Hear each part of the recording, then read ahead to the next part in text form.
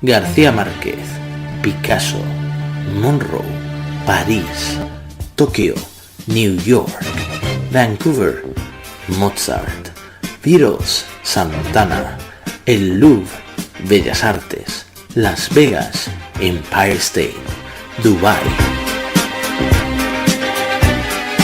Nos acompañarán en tu programa Las Artes, conducido por Rami Loaiza y Manuel Torres. Lunes, 6 de la tarde, solo aquí, por Net Radio. Acompáñame en este tour por la cultura y las artes.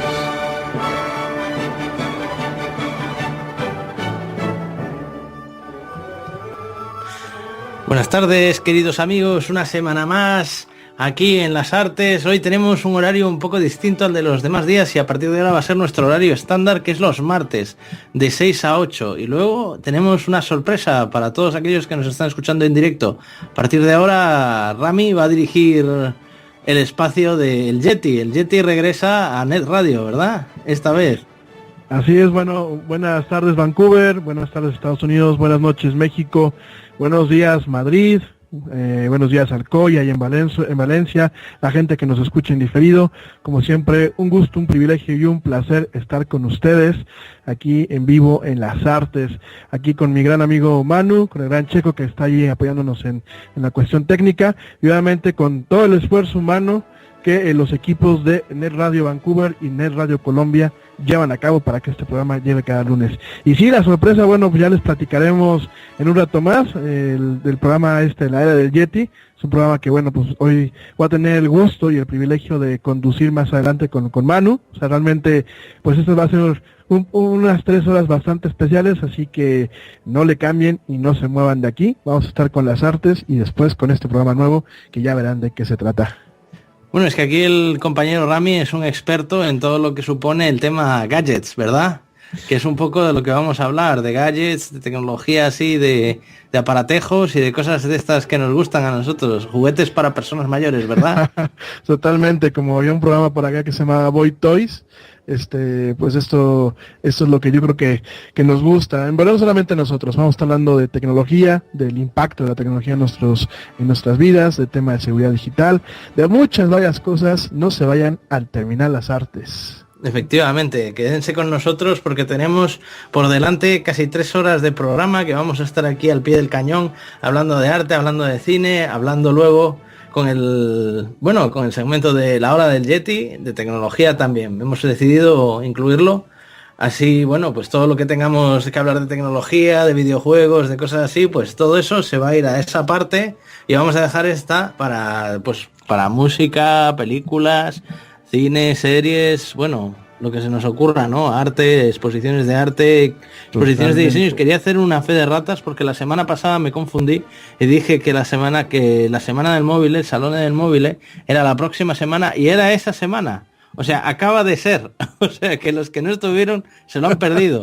Pero bueno, todos estamos todo el día en internet mirando a ver cuándo salen cosas nuevas. O sea, que a mí se me pasó porque estaba un poco liado con otras cosas mías y nada. Pero bueno, ha sido una semana interesante con propuestas pues un poco, bueno, la gran ausente esta vez ha sido también Zaha Hadid, que como muchos recordarán se murió pues hace no mucho tiempo. Pero bueno, su estudio ha estado allí en la semana en el Salón del Móvil y los grandes arquitectos contemporáneos y grandes diseñadores pues han enseñado allí sus obras. Así que bueno, les aconsejo, si alguna vez tienen la suerte de ir como he estado, pues ir allí y verlo. Y si no, pues siempre te quedan las revistas de diseño, como pues por ejemplo The Scene, o pues así que se me ocurre en la cabeza así directamente Habitare, Domus, o lo que es, bueno, las que ustedes gusten y consultar pues la semana del mueble de diseño, que siempre es interesante, ¿verdad, Rami? Sí, y la verdad, el tema del diseño, bueno, en sus diferentes facetas, pues nunca deja de sorprendernos, siempre se aprende algo nuevo, siempre hay esa delgada línea que se camina entre lo que realmente es diseño y lo que es arte. Por ahí decían, Glaser, si me equivoco me corrigen, Glaser decía que el diseño no era arte, el diseño era un Milton Glaser, sí. Milton Glaser. Pero pues yo pienso que mucha de esa delgada línea se transgrede, ¿no? Inclusive, bueno, encontramos piezas de diseño que realmente en su ejecución, en su técnica y en su plástica, pues son verdaderas obras de arte, ¿no? Entonces, me parece muy interesante, ojalá que tengan chance de checarlo. Una de las revistas que yo suelo consultar, aunque ya tiene bastante rato que no aparece en papel, es la revista Graphics, que me parece que esta Graphics directamente se dedica a hacer anuarios y tiene una parte en internet. Sin embargo, bueno, esa revista, pues debo de comentar, fue una de las que en su momento me motivaron a mí a dedicarme pues al tema de la comunicación visual, al tema de la comunicación audiovisual directamente. La verdad es una revista muy interesante, tiene unos anuarios preciosos, donde bueno, pues encontramos desde diseño de empaques, diseño gráfico, arquitectura, fotografía, diseño de carteles. La verdad, pues hay que empaparse con el tema del diseño, ¿no? El diseño es un arte en muchos aspectos, aunque bueno, Milton Glaser decía que no lo es. Hay grandes diseñadores a nivel mundial, hay gente que diseña, pues por ejemplo en un empaque, hace verdaderas obras de arte, no solamente en lo visual o en lo que se puede palpar, sino muchas veces en la ejecución, ¿no? Desde la forma en la que se dobla, desde la forma en los materiales como se utilizan, inclusive desde la forma en la que muchas veces cubre su función sin perder una elegancia, ¿no? Por allá hace unos ayeres veía yo un tipo de empaque para una cadena, para la cadena de hamburguesas McDonald's. Me parece que el empaque lo hicieron en Londres, que era como una lonchera, y tú llegabas y lo abrías y tenía ahí sus vasos, tenía para poner ahí las papas, las patatas como dicen en España, tenía varias cosas, era un empaque muy práctico, ¿no? Y justamente tocando el tema de McDonald's, me platicaba Manu antes de comenzar el programa que fuiste a ver The Founder. ¿Qué te parece? Efectivamente. Fue a ver la película The Founder, dirigida por John Lee Hancock, que también ha dirigido otra película que a mí me llamó mucho la atención, que fue la de Saving Mr. Banks, que fue la película que trataba un poco de la relación que tenía que tuvo Walt Disney con Piel Travers, la escritora de Mary Poppins, y es una película que también les recomiendo a ustedes porque es muy interesante, porque te da una visión completamente distinta pues a la que todos tenemos habitualmente de Mary Poppins, que yo no me he leído las novelas, pero sí he visto la película, y claro, al parecer la película no es tan fiel a las novelas, por no decir nada fiel a las novelas. ¿Tú te has visto la película, la de Saving Mr. Banks, a mí? Me he visto Mary Poppins. Déjame comentar que mi primer acercamiento a Mary Poppins en película fue con la versión en castellano de la película, la versión que se dobló en España. Para mí es la película que de alguna forma está en mi mente, es la película con la que yo crecí. Cada vez que escucho el doblaje latinoamericano, a pesar de que yo soy un fiel fanático del doblaje latinoamericano, extraño mucho el doblaje en castellano, me gusta mucho. Para mí es una joya, a mí no me gustan mucho los musicales, sin embargo, bueno, Mary Poppins tiene esa magia, tiene esa joya. Cuando vi Saving Mr. Banks, pues mira, la película cumple con su función. Por ahí hay un debate de que si realmente cuenta la historia como es, o realmente la endulza además al estilo Disney, pero a mí en lo personal me encantó. Me parece que mucho lo que se ve en Mary Poppins realmente obedece a lo que esta autora pues tenía en su vida, ¿no? Esta molestia que tenía pues hacia su padre en ese contexto, ¿no? Entonces realmente a mí me gustó mucho, me parece que es una película muy bien ejecutada, más allá de los eufemismos o de lo endulzado que pudo haber tenido la casa Disney en esa película. Me parece una verdadera joya, me parece pues que muestra un lado de un Walt Disney muy bien ejecutado por Tom Hanks. Me parece que es un papelazo, un lado que no le conocemos, un lado que pues realmente es mucho del mito, realmente lo han vivido la gente que a lo mejor le tocó estar pegado a él, esa parte de negociador, del niño que se salía con su capricho, y vemos a una escritora muy dura, muy clavada en muchos protocolos muy propios de la cultura británica, que al final pues cede, o por lo menos es lo que la historia cuenta, cede y hace pues para mí una de las grandes joyas de la cinematografía a nivel mundial, ¿no? No solamente por la ejecución a nivel fotográfico de lo que es Mary Poppins, sino por toda la técnica que se involucró para poder meter personajes animados dentro de una película, ¿no? Hay que recordar que en aquellas épocas pues las computadoras, los ordenadores no existían. y las técnicas de animación como las que ya nos tocó ver en un Roger Rabbit ya llevaban pues, varios años de evolución. Realmente el primer acercamiento, uno de los primeros acercamientos a mezclar lo que es el live action con la animación y que realmente quedara tan cuadrado, tan cuajado, pues fue Mary Poppins, ¿no? Realmente podemos decir muchas cosas de Disney, pero creo que tanto Mary Poppins como Saving Mr. Banks son verdaderas joyas de la... Hombre, hay una cosa que hay que afirmar de Disney, que es que de Walt Disney es que era un revolucionario de la técnica. Mira, ahora que estás hablando de la mezcla de imagen de animación, hace unos días me vi un documental de Walt Disney. Y Walt Disney, antes de iniciar pues su andadura como Walt Disney Studios y hacer Mickey Mouse, esto lo digo en un documental y una película sobre este tema que se llama Disney Before Mickey, Walt Before Mickey, que habla un poco de esto. Walter Disney, una de las cosas que hizo fue fundar un estudio de animación de pues tipo como como los que había en aquella época, porque en aquella época había un de la animación en los años 30, había una serie de estudios intentando pelearse por conseguir pues hacer cuantas más películas mejor, y Disney intentó meterse en ese tema y fundó un estudio que se llamaba Laugh-O-Gram, y en el estudio de Laugh-O-Gram el último trabajo que hizo, que no lo pudo terminar allí, pero se lo llevó sin embargo incompleto a Hollywood, fue un corto llamado Alicia en el País de las Maravillas, donde ya en aquel momento fusionaba imagen real con animación de una manera muy tosca, o sea, en plan de... Después estoy contándoles a ustedes, los espectadores, pues imagínense, pues una parte de la película, pues hay un muro en blanco y en ese muro pues él proyectaba una serie de animaciones y entonces esas animaciones interactuaban un poco toscamente con la gente que estaba en la película a nivel de imagen real, o bien, no sé si estaba pintado por encima del negativo o estaba proyectado, pero la cuestión es que estamos hablando de los años 20, es que estamos casi hace un siglo de eso. O sea, ya en aquel momento, o sea, ya Walt Disney, que era un revolucionario, hasta un nivel que la gente, yo creo que...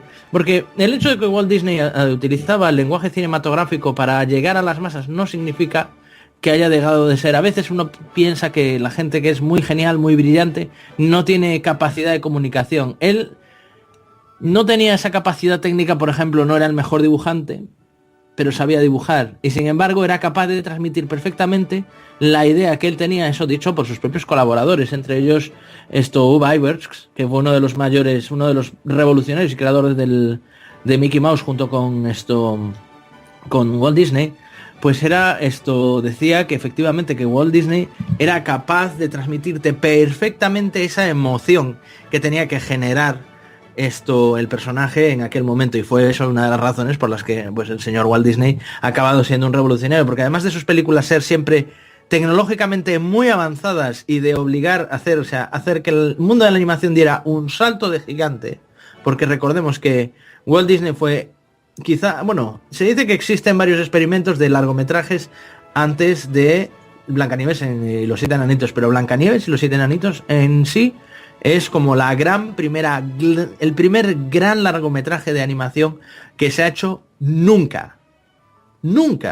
Y utilizaba técnicas de animación, por ejemplo, revolucionarias. Si uno ve Pinocho, pues Pinocho es una película donde donde existen travelings, donde hay zooms, donde hay una serie de efectos que son exactamente iguales que los efectos que se utilizan, los movimientos de cámara que se utilizan en una cámara normal. Y estamos hablando de todavía los albores del cine. Estamos hablando todavía de los años 30, cuando no estaba totalmente, vamos a decir, que todavía no estaba solidificado ese lenguaje cinematográfico, pues ya Walt Disney estaba generando películas en color y en animación. Y eso, para mí, ese es uno de los grandes legados de Walt Disney, que para mí es una de las personas que más ha contribuido a la industria del cine en la historia. Sí, de muchas y diversas formas, ¿no? No solamente con el tema de la animación, sino realmente con el tema realmente de involucrar no solamente las tecnologías para producir estos filmes, sino de involucrar la tecnología como muchas veces un elemento motor en las películas, ¿no? Para mí, pues el hecho de trasladar mucho de lo que él creó a un parque de diversiones, que mucha gente piensa que pues los parques de diversiones de Disney son cosas banales. Sin embargo, toda el esfuerzo humano que hay detrás de un parque de diversiones, el hacer, por ejemplo, un audio animatronic, que pues es prácticamente una iteración de lo que son los autómatas. No basta llamarles robots, porque técnicamente no son robots, son autómatas. Y vienen mucho del autómata como se entendía desde las épocas japonesas, que empezaban a ver los primeros autómatas que servían el té o tocaban algún instrumento, ¿no? Realmente es un tema muy artístico el poder darle una fidelidad a esos autómatas, ¿no? El tema de la ambientación, digo, yo la última vez que estuve en un parque de Disney, que fue ya hace muchos ayeres, nunca se me olvida, había una atracción que siempre me gustó que se llamaba Horizon, y en Horizon tú entrabas y había una parte que olía a las naranjas que estaban ahí maquetadas, ¿no? O sea, tú entrabas a esa parte de esa atracción y olía a las naranjas, ¿no? Esto en Epcot Center. Entonces, la plástica, el manejar, por ejemplo, el matte painting, que el matte painting, pues es una de las herramientas básicas hoy en día en la cinematografía, donde todavía se utilizan efectos prácticos, ¿no? El matte painting es como su nombre lo dice, es una pintura mate, o pues puede ser un escenario completo, pero como no refleja y como tiene una perspectiva y como tiene un fotorrealismo en muchas ocasiones, es verdaderas obras de arte. Por ejemplo, el matte painting lo vemos en Star Wars, en algunas partes donde van llegando las naves, eso que se ve como si fuera la Estrella de la Muerte gigantesca, no, es una pintura, porque son pintadas a mano, que son lo más fotorrealistas posibles y que se empalman muchas veces con los efectos prácticos. Ahí hay un arte, ¿no? Y en el caso, por ejemplo, de Horizon, yo me acuerdo que, y de niño, y todavía me acuerdo, a veces busco en YouTube los recorridos por estas atracciones que ya no existen, y tú ves y da la ilusión de que las salas son enormes y que realmente se extienden hasta el horizonte, cuando realmente pues es una pintura, ¿no? Entonces vemos mucha de lo que él contribuyó en el tema de la animación, lo vemos en la temática de sus parques de diversiones y lo vemos en la temática de varias de sus películas, ¿no? Quizás inclusive, Pinocho, pues tenemos ahí la alegoría, pues también de un autómata, ¿no? De un androide. De Pinocho, bueno, hay que recordar, como lo platicábamos ya hace algunas emisiones de aquí de las artes, pues es Osamu Tezuka tomó lo que es la historia de Pinocho y lo plasma en lo que en su momento se volvió una especie de ícono nacional en este muchacho robot que es Astro Boy, ¿no? Entonces vemos cómo realmente Disney permea por la técnica y por los conceptos que él maneja, permea muchas otras cosas más a nivel cinematográfico y de animación. Coincido totalmente contigo, mano. Pues sí, efectivamente, ¿no? Es que ha tenido el legado de Walt Disney ha sido tan vasto y ha tocado tantos campos que, fíjate, incluso hablando como empezamos a hablar justo antes del principio de esta conversación con The Founder, que es la película que narra la parte que concierne al comienzo del imperio de McDonald's. Ray Kroc, que es el protagonista de la película y el personaje real que está detrás de el comienzo de McDonald's como imperio comercial y como imperio de comida, como la empresa más importante de comida rápida, de comida en cadena del mundo. Pues Ray Kroc estuvo en la Primera Guerra Mundial, tenía 15 años, nació en 1902, murió en el 1984, si mal no recuerdo, y él fingió que tenía pues más edad de la que tenía, cuando realmente tenía menos edad, para poder enrolarse en la Primera Guerra Mundial, porque él le tocó la Primera Guerra Mundial y quería estar ahí, quería colaborar y se unió al servicio de ambulancias y ahí conoció a Walt Disney. Y de hecho, Walt Disney, cuando estaba montando Disneyland, Ray Kroc, cuando ya tenía, pues estamos hablando del año 1961, venía ahora leyendo, quería introducir una franquicia de McDonald's en Disneylandia. Y habló con su amigo de entonces, Walt Disney. Claro, es que ya me dirás, o sea, tú llamas a Disney Corporation y les dices, oye, mira, soy Ray Kroc, querría hablar con Walt Disney, somos amigos de la infancia, y les cuentas esta historia. Era un máquina el Ray Kroc, era una auténtica máquina de comercial increíble, que se había curtido además vendiendo máquinas de batidos. Y tú imagínate ir hasta Walt Disney y decirle, me gustaría montar un McDonald's en tu centro comercial. Y entonces, en tu centro comercial, en tu parque de atracciones, y McDonald's le dijo que le subiera el precio a las patatas porque él quería una comisión. Y él le dijo que no, y por eso no hay McDonald's. Fíjate qué historia, ¿eh? Fíjate qué historia, fíjate. Pero bueno, la película que estábamos hablando de Founder está bastante bien. Nosotros yo personalmente se la recomiendo a la gente que nos está escuchando, de Founder. Además tiene una interpretación magistral de Michael Keaton, que ya es hora de que alguien le dé un Oscar. O sea, por favor, denle un Oscar. Si ya hizo Batman, o sea, con Iñárritu, ya tienen que darle un Oscar. Tiene que darle. Hombre. La de Birdman está bien, la Birdman la salva él. O sea, la película la hace bien él. Él es el protagonista de Birdman y es una buena película, además. Y la verdad es que a mí, cada vez que veo que sale Michael Keaton en una película, me pongo como contento. ¿Sabes? Me gusta. Hombre, es un buen actor. A mí me recuerda mucho Michael Keaton con el primer Batman, con el Batman de Tim Burton. La verdad es una película que, a pesar de su corte, pues obviamente de libro de cómic, a mí la verdad me encantó. Creo que la plástica que tiene esa película, los papeles de Michael Keaton, el papel magistral de Jack Nicholson como el Guasón, para mí es uno de los mejores guasones que hemos tenido, ¿no? El Guasón, que en España se llama el Joker. El Joker, pero es que era un Joker tremendo, o sea, era carismático. O sea, realmente yo he vuelto a ver esa película, y la verdad, la película tiene un peso tan importante por el Joker, por este papel de Jack Nicholson que se le da totalmente, y la plástica que maneja Tim Burton, ¿no? Yo creo que Tim Burton es un poquito a veces como Almodóvar, o lo odias o lo amas. Hay cosas que no tolero a Tim Burton, por ejemplo, que siempre tenga a su compadre Johnny Depp en sus películas. Para mí Johnny Depp, a mí en lo personal, y ahí va el tema, ahí va el Rami ácido de las artes, es un actor que no me gusta Johnny Depp, me parece un actor muy inflado. Me parece que en las últimas películas de Tim Burton veo al mismo personaje repitiéndose una y otra vez. Lo veo en Charlie y la fábrica de chocolates, hasta de Willy Wonka, que la aborrezco. A mis padres, ¿cómo les gusta? A mí me pareció una aberración. Yo la aborrezco. Estoy contigo, Rami. A mí me pareció horrible. Porque tú, como yo, has visto la anterior, la que protagoniza Gene Wilder, y esa sí que es una gran película. La de Charlie y la fábrica de chocolate con Gene Wilder. A mí esa película me dejó marcado, porque además es totalmente, aparte de campy, es como un camp siniestro. Sí. Pero el de Tim Burton es como totalmente impostado. Es una cosa como muy... No sé, a mí no me acabo tampoco de convencer. Bueno, es que la fábula de Willy Wonka es una fábula directamente muy oscura. O sea, sí, claro. De hecho, ahorita se me fue el nombre del autor de las novelas. Sí, que creo que se llama, donde viene una de estas fábulas se llama Sus Memorias Oscuras, ¿no? His Dark Memories, una cosa así.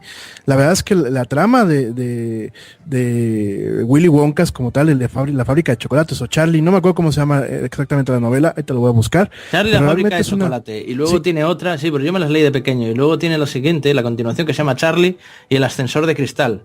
Creo que es de Roald Dahl, si no me confundo. Sí, Roald Dahl, sí, cierto. Sí. Y son muy oscuras, o sea, son temas muy oscuros. Es un manual para no malcriar a los squinkles, ¿no? No, es que Roald Dahl, claro, tiene esta cosa europea, así como un poco siniestra, ¿no? Un poco... Estoy viendo que nació en Llandaff, Cardiff, en 1916. Claro, este hombre, pues supongo que viviría las reminiscencias del imperio y un poco de esa educación que tenían los británicos... No, el stiff upper lip, ¿no? Eso de no querer fingir, de que toda la procesión, ¿sabes? De fingir siempre estar bien cuando en realidad dentro tienes una tormenta emocional, ¿no? Y tenés una cosa de psicólogo, ¿no? Fuerte. Y un poco esa tradición británica, ¿no? Del cuento infantil, como que no es muy infantil, ¿no? Como las novelas de C.S. Lewis, ¿sabes? De Narnia, que son novelas infantiles, pero perdona, ¿cómo? Esto es infantil. O sea, le estás enseñando a los niños una serie de cosas como, pues un poco... Hombre, es que si es Luis, yo siento que es como voy a emular a mi compadre Tolkien con algo accesible. O sea, no, pero es que estaban en el mismo círculo en Oxford. Sí, yo lo sé. Sí. Entonces, a mí yo cuando leí la primera crónica de Narnia, no me recuerdo ahorita el título del libro exactamente, A mí en lo personal me mareó un poco el libro. Las películas las aborrezco, me parecen sosas e insulsas. A mí en lo personal, seguramente habrá gente que me está escuchando que me diga, no, me gustan, yo respeto. A mí en lo personal me parecieron sosas e insulsas. El libro me pareció agradable. Sosas e insulsas. Sí, me pareció agradable, me pareció enriquecedor, un poco mareador, pero yo intento yo lo veo y digo, esto es Tolkien, pero para niños. O sea, esto es Tolkien light, es con una taza, como decía en Mary Poppins, con una pizca de azúcar, esa píldora que os dan. Así lo siento yo con sí, un claro. poquito con ¿cómo se llama? Con C.S. Lewis, ¿no?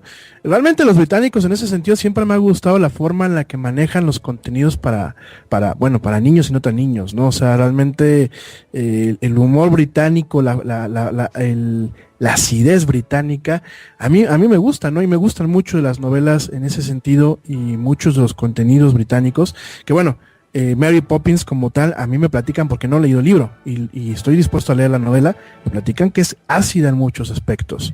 Sí, es dura. Ácida y es una crítica a la sociedad inglesa, ¿no? La sociedad inglesa que en aquel entonces pues se caracterizaba por los bancos, ¿no? Y creo que hasta la fecha se sigue caracterizando por los bancos, ¿no? Es muy curioso, por ejemplo, y perdón que mezcle los temas, es muy curioso ver, por ejemplo, Harry Potter, donde vemos que los duendes estos como trolls son los que cuidan, son los banqueros, ¿no? Y cómo guardan, ¿no? Y el protocolo.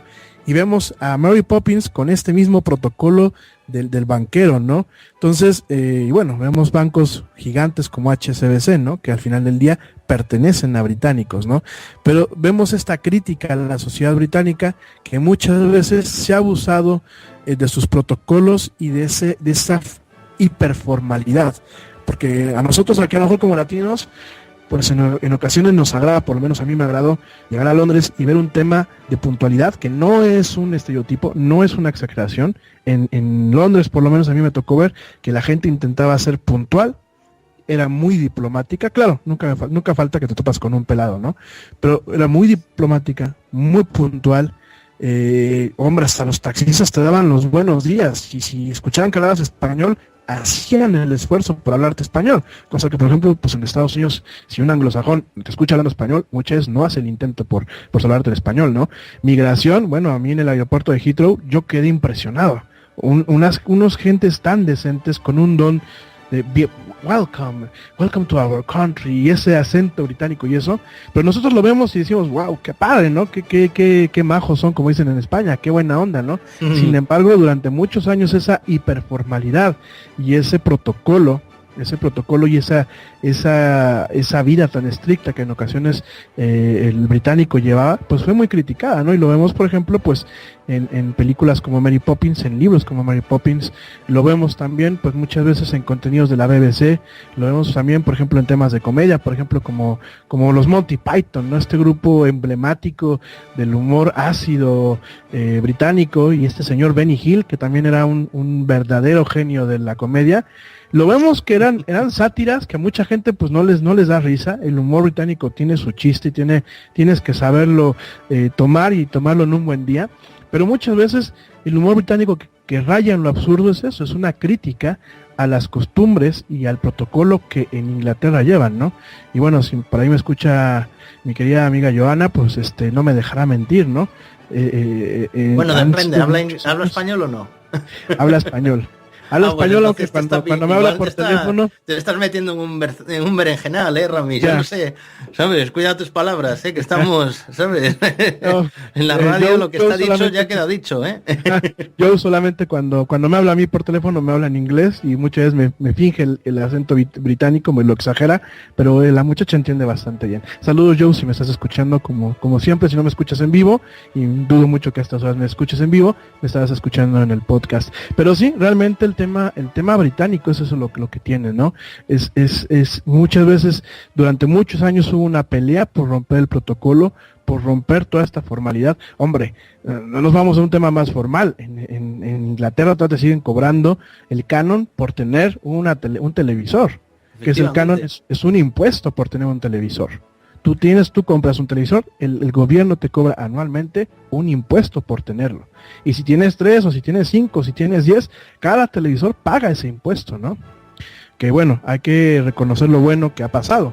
Todo esos impuestos, todo ese dinero se ha ido a lo que hoy en día conocemos como la BBC, que la BBC es la British Broadcasting Corporation, que nos ha dado realmente un ejemplo de cómo una corporación pública de televisión y radio se debe de manejar, cosas que bueno, por lo menos aquí en México no sabemos de eso. Lo único que teníamos público, que en su momento, bueno, entiéndase público, era del gobierno, era una entidad que se llamaba Imevisión, la cual fue pues, como muchas cosas en nuestro querido gobierno mexicano, fue un tema de estar sacando dinero de ahí, y cuando menos nos lo imaginamos, se privatizó, ¿no?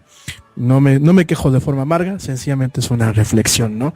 Pero lo vemos, por ejemplo, en Inglaterra, mismo en España, ¿no? Con Corporación Radio Televisión Española, ¿no? Bueno, aquí que en España, de sus trabajos, es que en España ha habido tantos problemas con las autonómicas, ¿sabes? Sí, es cierto que la televisión en España se ha intentado modelar un poco en un principio como la BBC, pero pues por cuestiones, vamos a decir, carpetobetónicas. ¿Entienden ustedes de qué va el tema de qué son los carpetos y los betones? Se lo dejo de tal, pues por cuestiones carpetobetónicas no han funcionado bien las cosas. Y vamos a dejarlo ahí. Pero bueno, es que a veces la televisión pública es lo que tiene, ¿sabes? Es lo que tiene. Nos hace el checo una señal, así que vamos a ir a una pequeña pausa y seguimos hablando aquí en el programa de las artes. Ya volvemos.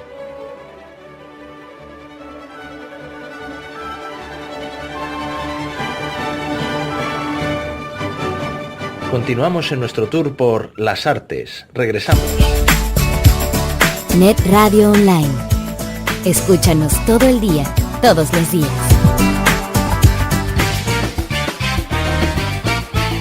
¡Qué bien! La hora del lunch. Y la pregunta de siempre, chicos. ¿A dónde vamos a comer?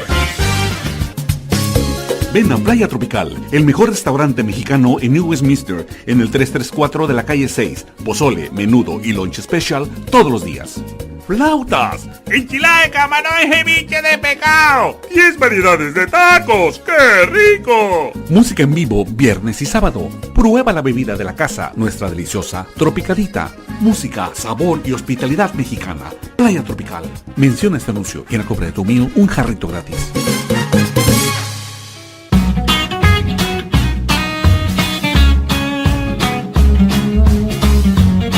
¿Tienes alguna intolerancia o algún tipo de alergia? ¿Eres vegano o simplemente tienes antojo de algún postre, pero quieres que sea lo más sano posible sin dejar de ser delicioso? En Healthy Treats usamos los productos de la mejor calidad y podemos crear cualquier tipo de antojo que tengas en mente. Búscanos en nuestra página web healthytreatsbc.com o llámanos al teléfono 604-441-8502. Recuerda, en Healthy Treats tenemos algo especialmente para ti. Acompáñame en este tour por la cultura y las artes.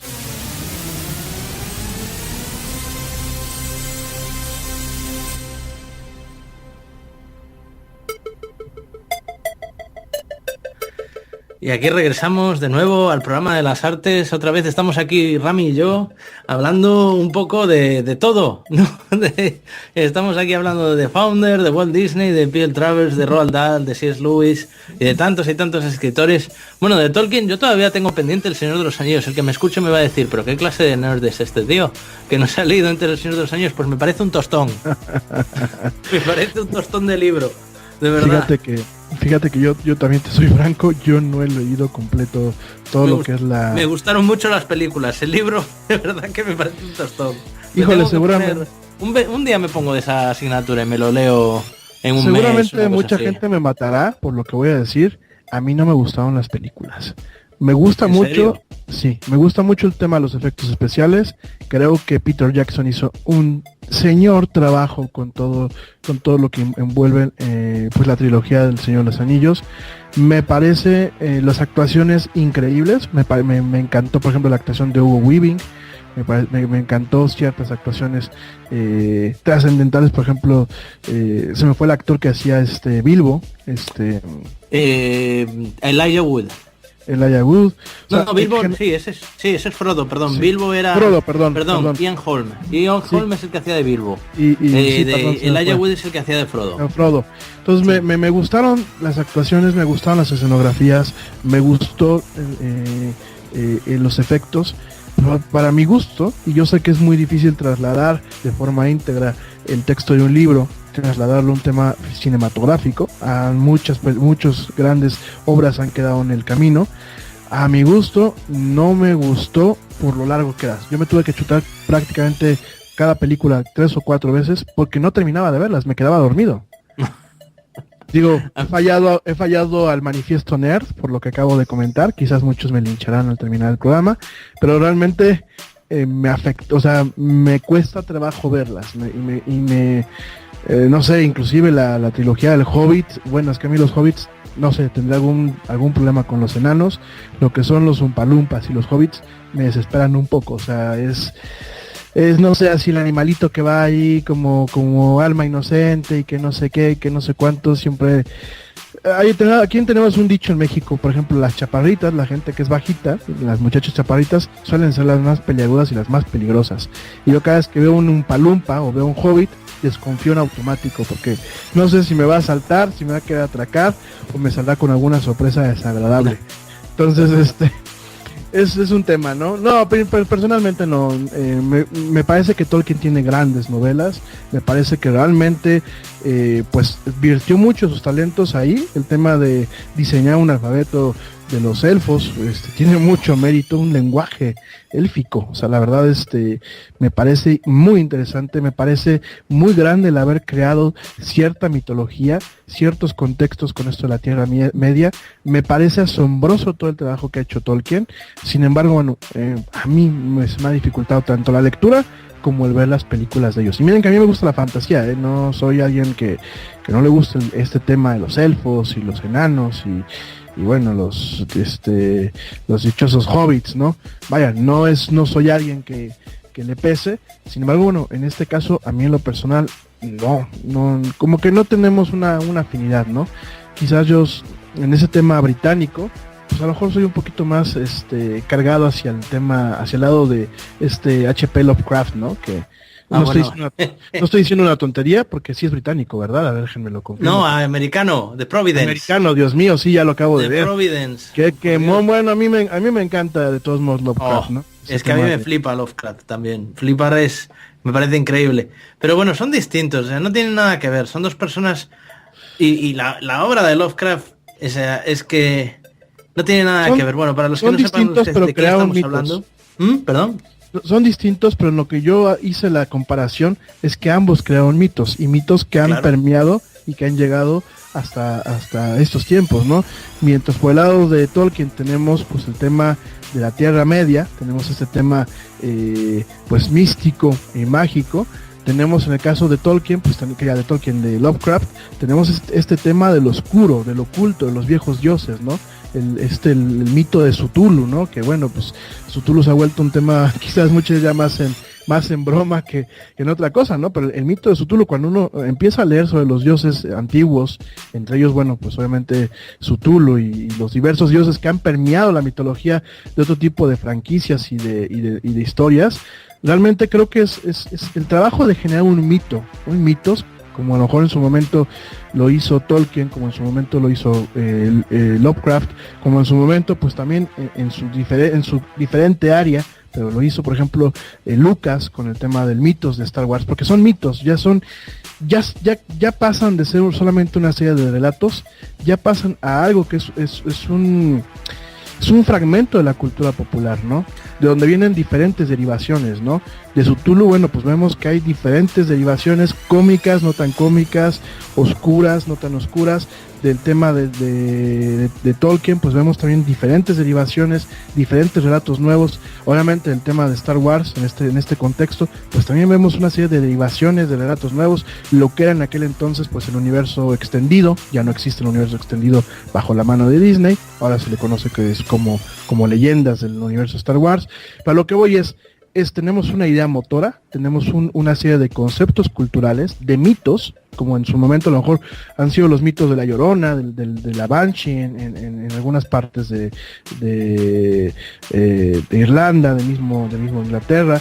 O sea, vemos ciertos mitos, ciertos elementos de la cultura oral que, bueno, terminan creciendo y derivándose, ¿no? Aquí vemos, pues no es una cultura oral directamente, es una cultura pues basada en ciertos textos o en las películas, pero vemos cómo deriva, ¿no? Efectivamente, o sea, bueno, es que hay que tener en cuenta una cosa, o sea, lo que hace Tolkien y lo que hace H.P. Lovecraft es un poco, o sea, claro, hasta que, bueno, vamos a hablar un poco de historia. Esto hasta la llegada de, bueno, pues o sea, básicamente casi la llegada de la Inquisición. La Iglesia lo que hace es crear ¿qué fue la Inquisición en realidad? Un organismo de control de calidad, básicamente, de creencias religiosas, igual que en muchos sitios. Sí, bueno, pero esto, o sea, no solo es exclusivo de la Iglesia Católica, es exclusivo o sea, esto existe a lo largo de toda la historia, ¿no? O sea, existen una serie de órganos en todas las a lo largo de toda la historia que sancionan qué es mito y qué es real, qué es y qué no es. Y hasta que no empieza a liberarse un poco la sociedad, pues de ese peso un poco, no es un peso, realmente es, pues vamos a decir que a lo largo del siglo XX, sobre todo desde finales del siglo XIX, como que la religión va un poco dejando de tener ese papel tan predominante, como que no se puede hablar, ¿sabes? O sea, no puedes hablar de esto si no hablas de Dios. O sea, todo esto coincide, o sea, se da un poco una tormenta perfecta, ¿no? En donde uno pues puede empezar a hablar pues de otras cosas, de otros sistemas de creencias similares y hacer paralelismos. Y claro, hasta el siglo XIX, hacer cualquier cosa de esas, mencionar cualquier tipo de cosas, o sea, tenías los mitos de los griegos, que eran una cosa como novelesca, vamos a decir, y cualquier cosa similar o que se asimilase pues a la religión, pues podría ser hasta considerado incluso una herejía. ¿Y qué pasa? Estos escritores de repente a principios del siglo XX, bueno, con toda esta permeación de las culturas africanas, porque hay que recordar que a principios del siglo XX y a finales del siglo XIX, pues con el comercio, de las rutas comerciales y de los imperios, pues empiezan a permear entre los mercados pues toda una serie de artilugios y de aparatos que eso abren pues sobre todo la imaginación de muchísima gente, ¿no? Y claro, y a medida pues un poco saliendo pues de esa época postvictoriana, donde sobre todo en los países anglosajones, donde se cada vez deja de existir más esa moral opresora, pues un poco de esa forma de entender, no quiero decir que la religión sea opresiva, sino esa forma de entender una creencia sí era opresiva para la gente. Y ahora pues ya gracias a Dios hemos avanzado y no somos así. Y entonces esto pues da lugar a todo este tipo de cosas, ¿no? A que de repente la gente diga, pues mira, antes de que esto pudo ser un mito y entonces existieron un panteón de dioses anteriores, que es de lo que habla Lovecraft. O sea, Lovecraft en realidad habla pues un poco denomina una serie de temas que son como el horror cósmico, ¿no? El hecho de que el ser humano en realidad habla de que el ser humano es simplemente un accidente y en realidad el universo está en otro plano de existencia muy superior, donde hay unas batallas con los dioses y una serie de intrigas que al final van a destruir el mundo, obviamente porque es totalmente apocalíptico, cosa que Tolkien no. Tolkien habla siempre de la salvación. Sin embargo, Tolkien está más cercano en su sistema de creencias, por ejemplo, a la religión católica, porque él era católico, a pesar de vivir en Inglaterra, sí. Él y su mujer. Y entonces él sí habla de, por ejemplo, pues Dios, para evitar entrar en un conflicto de creencias, habla que Dios es el que crea pues toda esa cosa, ¿sabes? Y simplemente piensa como que es un mundo antes del mundo. Lovecraft va más allá y Lovecraft dice que lo que vivimos es el velo de la realidad. Es decir, es una capa, es una pantalla que nos han puesto y nos están engañando y son juegos de los dioses y es un poco parecido a los mitos de los griegos, ¿no? En ese tablero platónico, donde ponían, ¿no?, los héroes, ¿no? Muy platónico Lovecraft, ¿no? Tremendamente platónico y tremendamente bueno, él tenía una serie de cosas aparte. Antes estábamos hablando de escritores europeos, entonces Lovecraft es americano, lo cual ya le encuadra en una tradición totalmente distinta, ¿no? Y una problemática muy distinta. Se habla de que Lovecraft era una persona tremendamente racista, cuando en realidad él lo que era suspicaz, Sí, porque siempre, o sea, él habla de los cultos, tal. Él utiliza un lenguaje como muy abigarrado y similar al que se utilizaba en la Inglaterra del siglo XIX, como muy exagerado. Por eso no se le consideró nunca un gran escritor, ¿no? O sea, los críticos literarios veían sus textos y decían, esto está mal escrito, hay que hablar como, pues de otra manera. Y lo descartaban totalmente. Pero él, en lo que describe, él intenta como un poco seguir la tradición de la novela gótica del siglo XIX, y al mismo tiempo está en contacto pues con todos los movimientos, pues con todo esto que está sucediendo en Inglaterra, con Tolkien, con toda esta gente está en contacto. Él es consciente de todas estas cosas, del simbolismo, de los movimientos esto de arte más contemporáneos, porque de hecho tiene hasta un relato donde el enemigo o el mal no lo representa ni siquiera una criatura, lo representa un color, el color que vino del espacio. Si lo desean leer la gente que nos está escuchando, yo es de los relatos de de Lovecraft que más recomiendo. El color que vino del espacio, porque además es una cosa totalmente, o sea, no se puede describir, tienen que leerlo. Es innovador. Es totalmente, incluso a día de hoy es innovador para los estándares de hoy. O sea, hasta ese punto llega la influencia de Lovecraft. ¿Y por qué ha sobrevivido y sigue siendo tan vigente estos días? Pues porque vivimos en una época que es un poco lo que él predijo, pero, o sea, él es como una especie de conspiranoico de los años 20. Lo que pasa es que en vez de echarle la culpa a las corporaciones y decir, la culpa es de Trump, la culpa es del gobierno de los Estados Unidos, la culpa es de tal, y de Microsoft, y de no sé qué, y de Amazon, él le echa la culpa a los horrores cósmicos y al mal que existe en otras dimensiones, que está más allá de nuestro comprender, y que las culturas antiguas lo veneraban y está durmiendo, esperando en las profundidades para acecharnos y para atacarnos, y donde todavía existen en algunos recodos pues del mundo, pues esos cultos ancestrales que todavía veneran estas presencias. Son una especie de conspiranoico de los años 20. Es una cosa muy interesante, es muy contemporáneo, tremendamente contemporáneo. Además se ha demostrado con el tiempo que cada vez, hace no mucho tiempo se le incluyó en el registro de autores de la Biblioteca del Congreso en Estados Unidos, cuando era un escritor que realmente no se habla de él en los círculos académicos. No existen los académicos. Es como otro escritor que a mí también me encanta. Personalmente a mí no me gusta tanto Tolkien, sin embargo me divierte horrores Robert E. Howard, que era amigo de Tolkien también, que fue el creador pues de Conan el Bárbaro, y es muy buen escritor, y yo a ustedes lo recomiendo. Es un escritor muy ameno, muy, muy interesante, y bueno, es que en esa época había muchos escritores muy buenos, y escritores de magazines de pulp y cosas así, que luego con el tiempo pues han llegado hasta nuestros días convertidos en verdaderos pues genios. Edgar Rice Burroughs, gente como, por ejemplo, incluso posteriores, ¿no? Un poco más posteriores, pero al fin y al cabo escritores malditos americanos, tipo como, pues el que a Rami le fascina, que es Philip K. Dick. Por supuesto, me encanta, o sea, de Philip K. Dick, ¿qué se puede platicar? La verdad es que es un autor muy... Otro paranoico también. Sí, pero el señor, a ver, entender a Philip K. Dick es abocarse a entender una serie de paradigmas y al mismo tiempo de patologías del ser humano, ¿no? El paradigma de esta pregunta eterna que tenemos sobre qué es real y qué no es real. Esta pregunta eterna sobre el tema, pues ya lo platicamos hace unos minutos, ¿no? La caverna platónica, ¿no? Platón decía que lo que nosotros vemos son apenas los esbozos de luz que proyecta una vela sobre una caverna, ¿no? Tenemos el tema, obviamente, de una persona que sí tenía problemas mentales, que abusaba de las drogas. Fue de las personas que en ese entonces pues le pegó mucho el tema psicodélico con el abuso del LSD.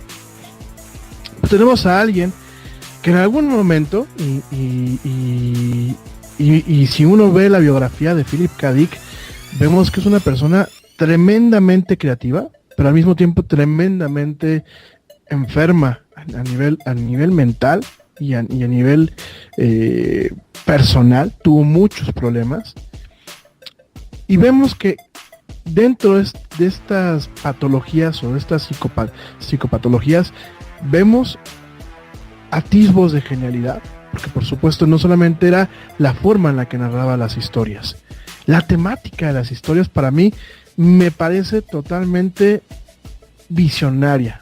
me atrevo a pensar que, dejando a un lado algunas cuestiones psicodélicas que el señor manifestaba en sus novelas, me parece que es un Julio Verne, y que a lo mejor no hay que darle una interpretación netamente literal a sus obras, sino vamos a darle una interpretación en algunos casos figurativa, y estamos viendo que están pasando las cosas. El ejemplo más claro, ¿no? Minority Report, de la cual se sale una película. Vemos Minority Report, la sociedad donde todos nos vigilamos y todos nos vigilan. Pero es una vigila no orwelliana, no estamos viendo una policía del pensamiento o una vigilancia constante tipo 1984. Estamos viendo una vigilancia que nosotros mismos nos hemos impuesto por un tema de comodidad, entre comillas. Entonces vemos, por ejemplo, este caso con Minority Report. Vemos el caso, por ejemplo, a Scanner Darkly, que aquí se llamó Un vistazo en la oscuridad. Me parece una novela que hay que leerla 2 veces. La película me pareció un buen planteamiento con Keanu Reeves, con esta técnica de rotoscopiado, que realmente parecía como si fuera un cómic o una novela animada. Vemos tema como la emblemática Blade Runner, que ya la hemos platicado anteriormente, y de hecho ya viene la segunda parte de Blade Runner, que aparte, bueno, como paréntesis, Blade Runner cuando salió al cine fue un fiasco, la gente no la iba a ver, y hoy en día es una de las mejores películas de Ridley Scott, y está considerada en muchos aspectos como una película inclusive hasta de culto, de autor. Y bueno, fue digámoslo así, uno de los debuts de Sid Meier como diseñador de producción, ¿no? Y vemos también novelas que no las hemos visto en películas, pero que realmente se las recomiendo mucho leer, como Ubik, que Ubik es la pregunta eterna que nos hacemos de qué es realidad y qué es mentira. Realmente vale la pena leer Ubik, pero sobre todo vemos esta novela que para mí es una novela que me representa muchas cosas de lo que vivió Philip K. Dick, y me representa una cuestión que ahorita voy a llegar a ella. Si alguien quiere ver en qué estado de conciencia estaba metido Philip K. Dick, no puede dejar de leer lo que es Valis. Valis es una novela sumamente compleja, se requiere mucha paciencia y se requiere tener ganas de no perder la cordura cuando se está leyendo esa novela, pero nos dice mucho de esa pelea por tratar de entender qué es real y qué no es real. Nos plantea muchos mitos, muchas cuestiones de conspiración que yo creo que el ser humano la traemos muy incrustada en el cerebro. Philip K. Dick en un momento de Valis escribe que el Imperio Romano nunca se acabó, ¿no? Y si nos ponemos a hacer un análisis histórico, pues el Imperio Romano como tal nunca se acabó. O sea, el Imperio Romano, a lo mejor los romanos pasaron a un segundo término, pero el imperio como se diseñó en el entorno de poderío militar, económico y social, pues el imperio lo tenemos replicado, y no voy a decir nombres porque no estamos hablando de política, pero creo que ya estoy dando a entender, y no tenemos solamente un imperio, tenemos varios imperios a sí mismos, ¿no? Pero sobre todo vemos a un Philip K. Dick que durante mucho tiempo fue no un ateo, pero no fue una persona muy abierta a la religión, que de pronto se empieza a abrir a un tema de cosmogonía, crea su propia explicación o intento de explicación sobre lo que pasa en el universo. Al final de Valis viene un tratado muy profundo de cómo él interpreta el universo, cómo interpreta todos estos temas. Vemos una mezcla en donde los ídolos no son los ídolos que teníamos, por ejemplo, en esta, ¿cómo se llama? En la Odisea, ¿no? No tenemos gente que representa o deidades que representan ciertos poderes, ¿no?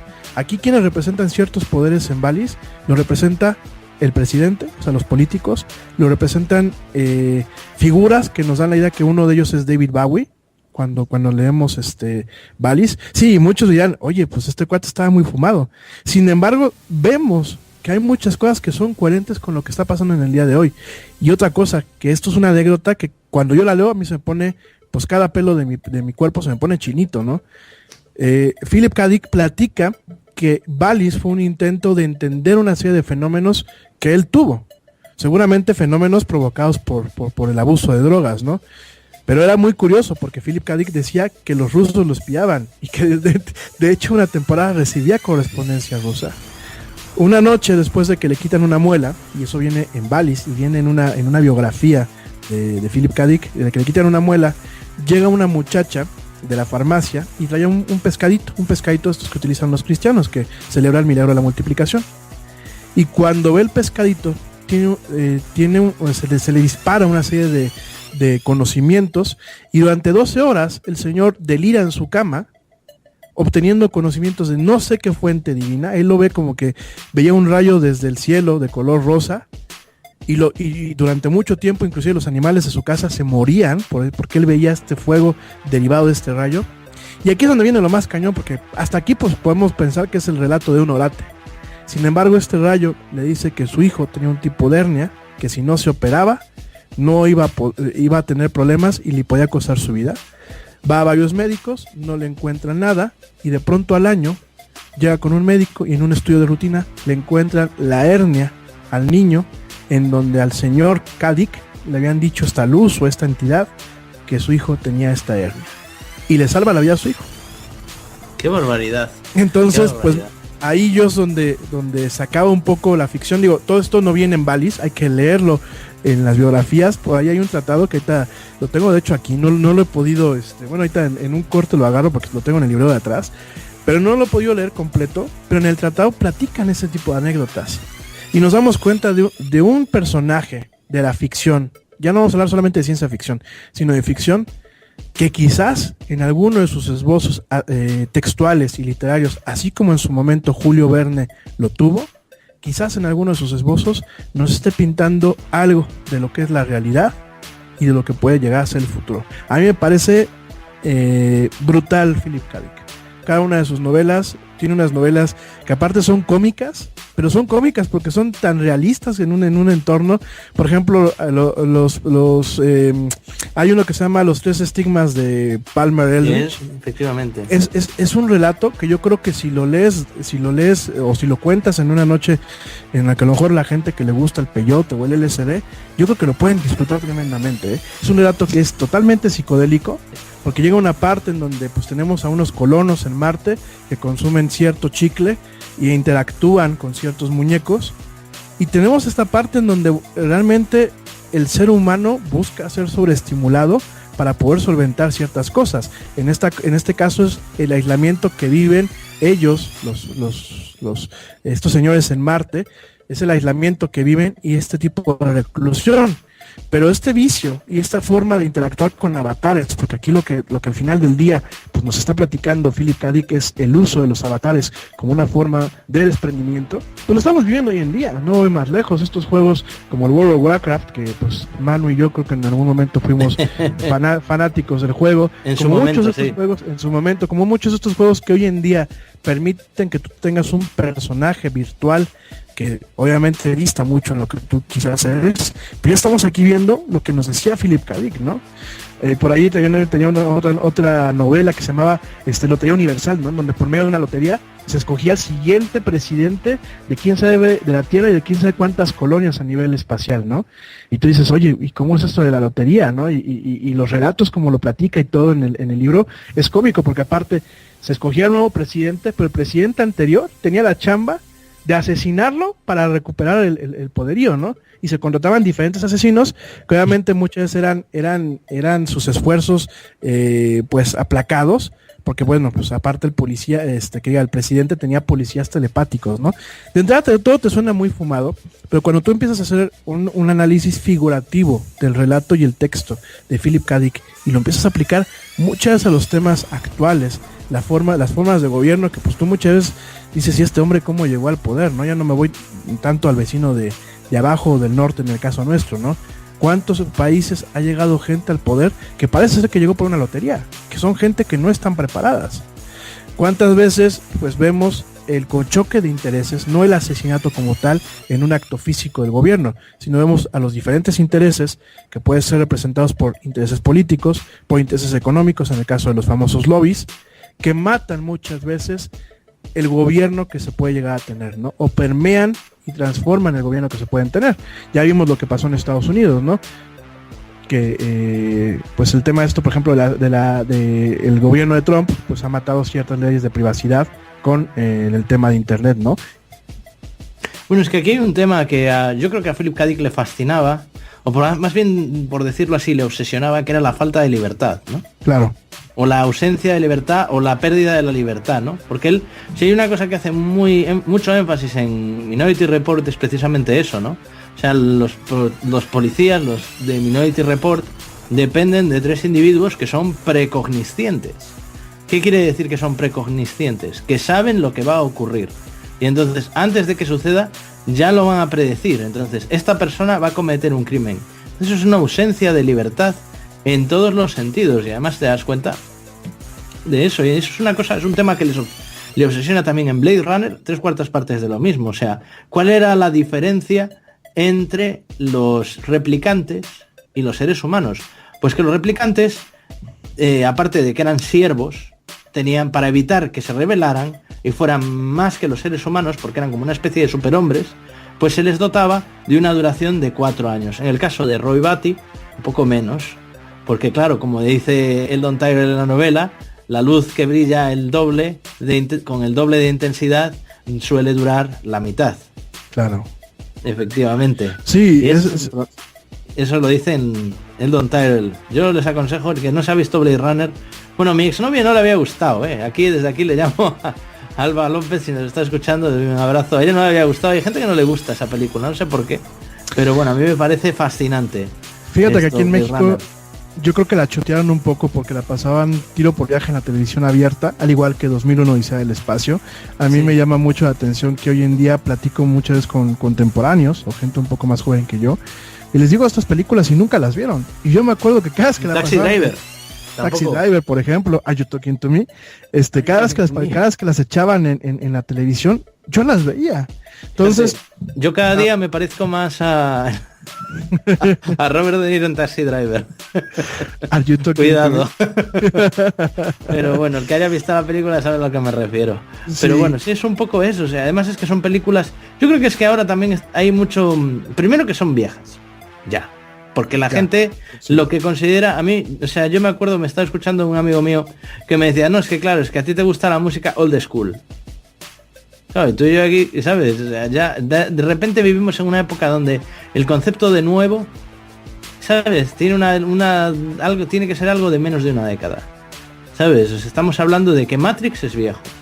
Sí, claro. De que Matrix tiene casi 20 años. De que películas que hace un tiempo nos parecían de ciencia ficción ahora ya son, ¿sabes? Están pasadas. Para la gente más joven que no nos esté escuchando, esto igual no sabe ni de lo que estamos hablando, pero la gente que nos escucha que puede tener 30, 40 años, 50, incluso 60 años, claro, les parece que fue anteayer. A todos nos parece que fue anteayer. Pero sin embargo estamos hablando ya, o sea, Blade Runner es de hace 35, bueno, va a cumplir, sí, ¿qué año es? 38 años, ¿no? Debe de tener ya 37 años. A ver, déjamelo. Casi.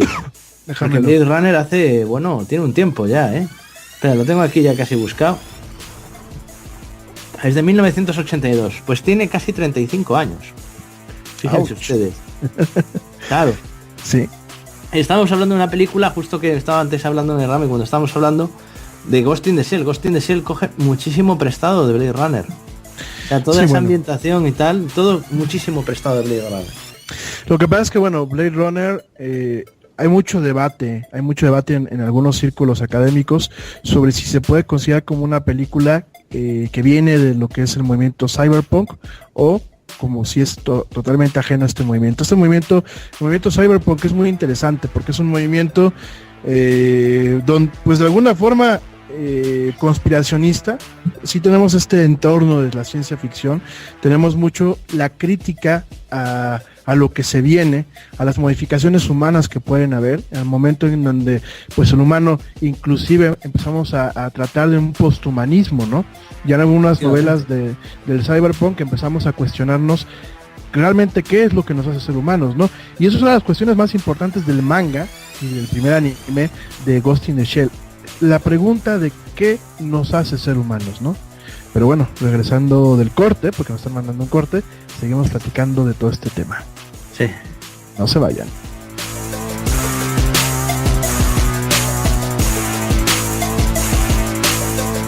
Continuamos en nuestro tour por las artes. Regresamos. Estás escuchando Net Radio Online.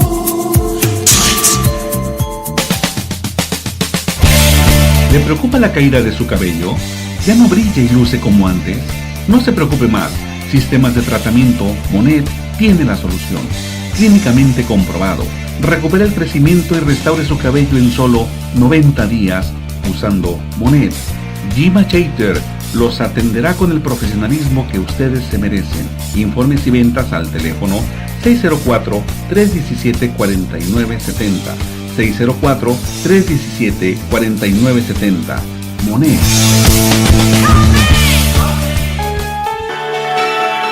Eternal, la línea de productos de belleza líder en el mercado, elaborados con los más finos ingredientes europeos y patrocinador oficial Miss Universo 2014. Sé parte de este grupo de profesionales exitosos y empieza a ganar dinero ahora. Luce y haz dinero con Eternal. Informes al teléfono 140-8799-0825. Eternal.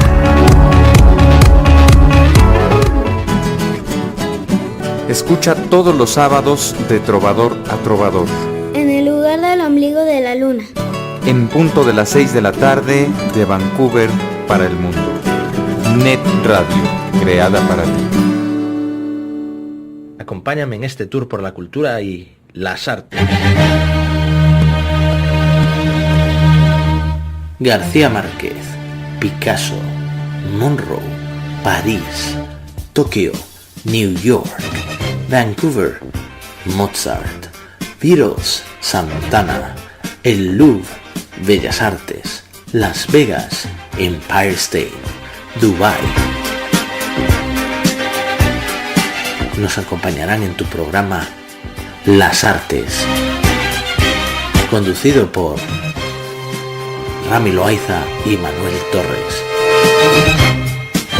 Lunes, 6 de la tarde, solo aquí, por Net Radio.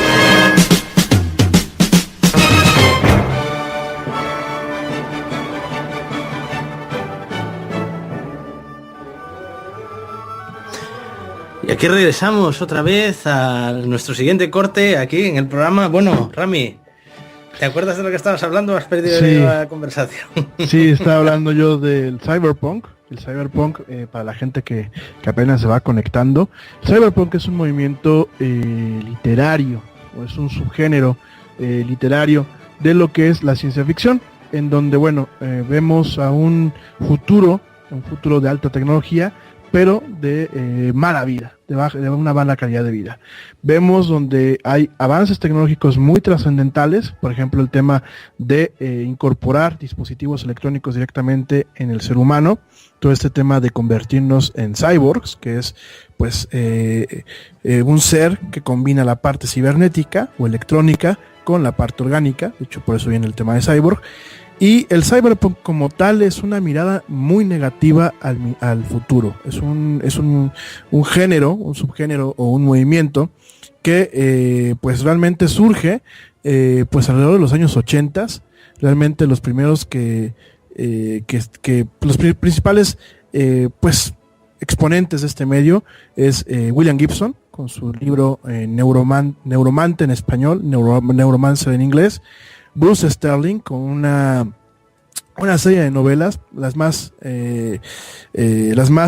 puntuales, se llaman Schismatrix. Es una epopeya espacial.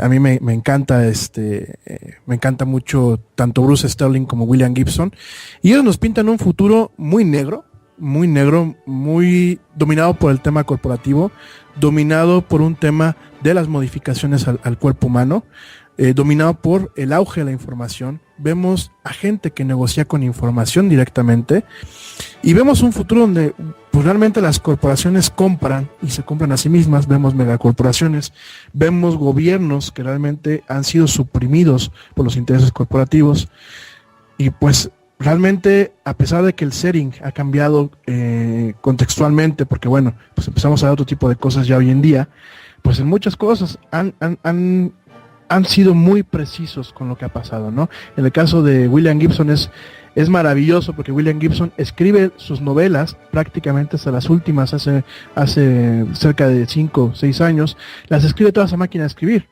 Y él escribe en el 80 y tantos sobre el ciberespacio. De hecho, él acuña el término ciberespacio, cyberspace, ¿no? Y él ahí nos plantea que es la alucinación colectiva de miles de mentes conectadas a través de redes informáticas, ¿no? Oigan, pues cualquier similitud con la realidad es mera coincidencia, ¿no? En este caso, pues ya tenemos el ciberespacio, ¿no? Yo me acuerdo cuando empecé con este tema de internet en el año 94, que fue un poquito antes cuando yo me empecé a conectar, ya hablábamos del ciberespacio, y aunque no era una alucinación colectiva, porque si bien en el caso de William Gibson, en su serie de Neuromante, lo que le conocen la trilogía del Sprawl, en el caso de William Gibson la conexión es directa, la interfaz es neuronal. Pero pues para allá vamos, ¿no? O sea, hoy en día ya empezamos a ver esfuerzos en donde existe esta confluencia entre lo que es lo electrónico y lo orgánico, en donde la mente busca fusionarse con lo electrónico e interactuar directamente con lo electrónico.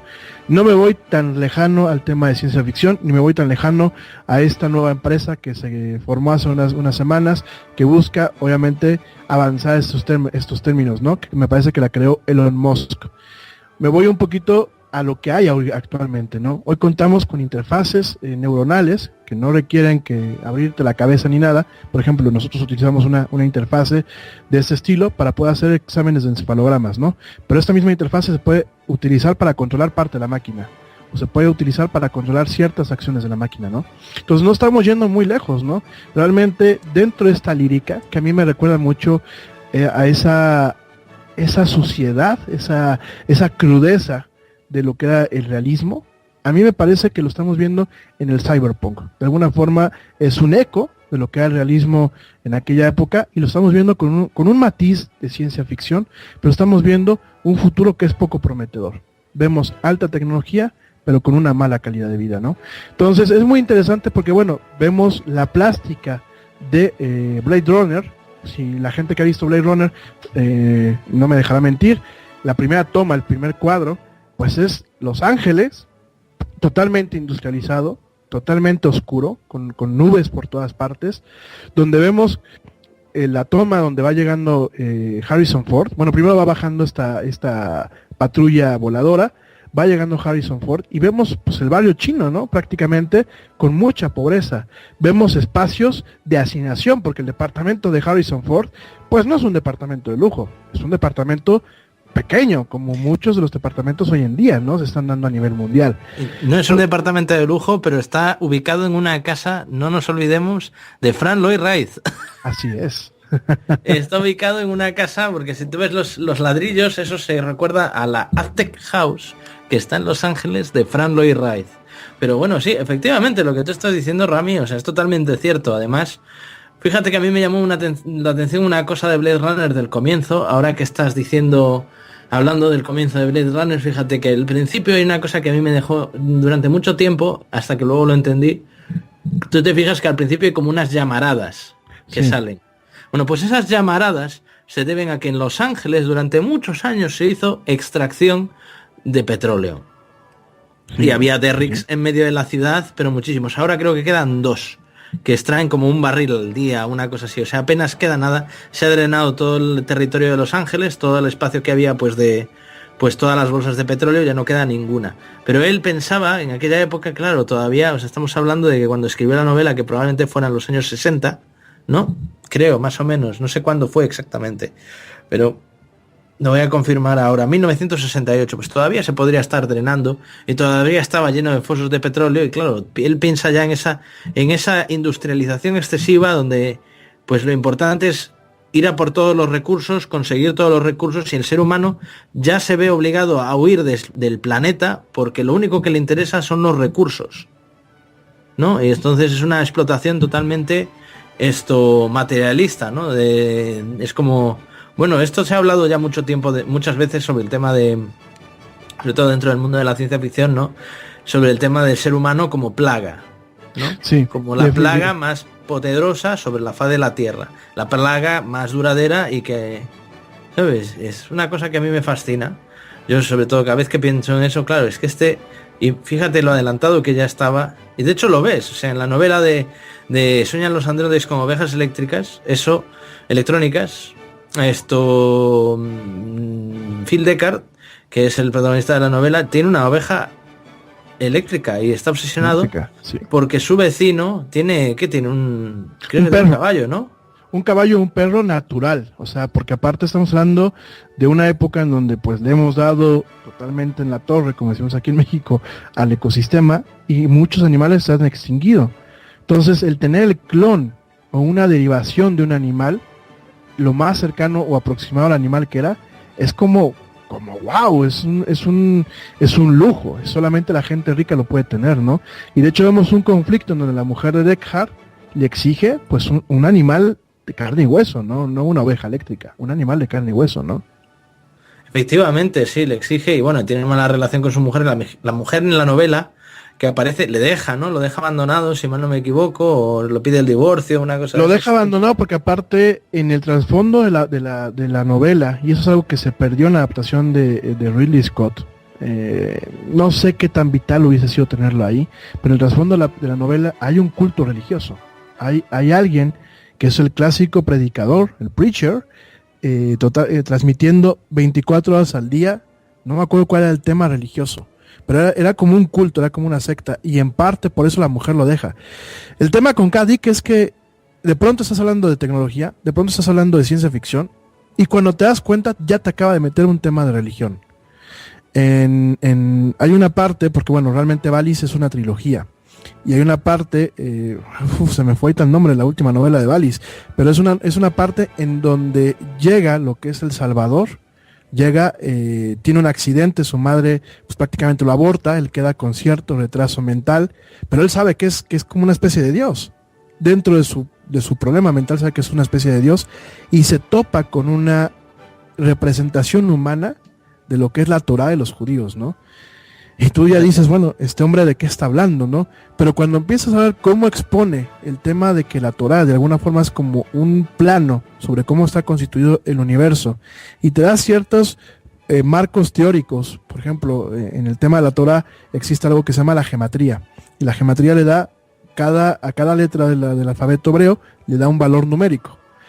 Si tú sumas, por ejemplo, el valor de la palabra padre y la palabra madre en hebreo, te da la suma, el valor numérico de la palabra hijo en hebreo, ¿no? Entonces realmente hay mucho en el contexto de la Torá numérico, hay muchas investigaciones al caso. De hecho, por ahí Humberto Eco, cuando publicó el péndulo de Foucault, también hablaba un poquito de estos términos, y lo vemos también en el caso de las novelas de Philip K. Dick, en donde toca este aspecto espiritual. Ahí estaba diciendo, tú que estabas preguntando antes, la tercera parte de la trilogía de Valis, la primera es Valis, la segunda es la invasión divina, sí, y la tercera la transmigración de Timothy Archer. Ah, caray. Entonces es la segunda donde Dios, o bueno, el niño Dios, en este caso, interactúa con lo que es la ¿cómo se llama? La Torá, la representación humana de la Torá, ¿no? Qué bueno que me lo comentas porque no leí la última, ¿eh?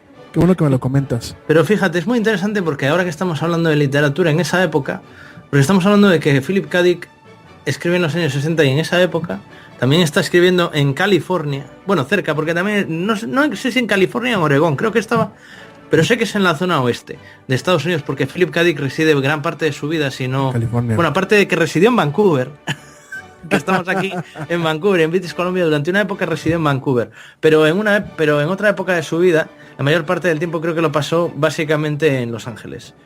Y en esa época, en la costa oeste, hay otro escritor fundamental de ciencia ficción que es Frank Herbert, que es el escritor de Dune, que es otra de esas grandes, bueno, Dune es como una especie de Antiguo Testamento adaptado a, bueno, sí, es una novela, una de las primeras novelas que habla de ecologismo, como ciencia ficción, o sea, que es la novela de Dune, y que también trata un poco este tema del Mesías, ¿no? De la venida de un ser divino, que es Paul Atreides, que es Muad'Dib, que es como una especie de Moisés, ¿no? Básicamente es el redentor que va a guiar al pueblo de los Fremen ¿sabes? A poder a conseguir la libertad y al dejar de ser oprimidos por el emperador y por el imperio, ¿no? Y van a obtener pues el control sobre la especie. Que es muy interesante también el tema. Antes de que nos colguemos en el tema, porque esos son temas que nos van a dar ahorita para platicar, rápidamente un saludo a Raúl Santos de la Ciudad de México. Nos dice que buen programa. Mil gracias, Raúl.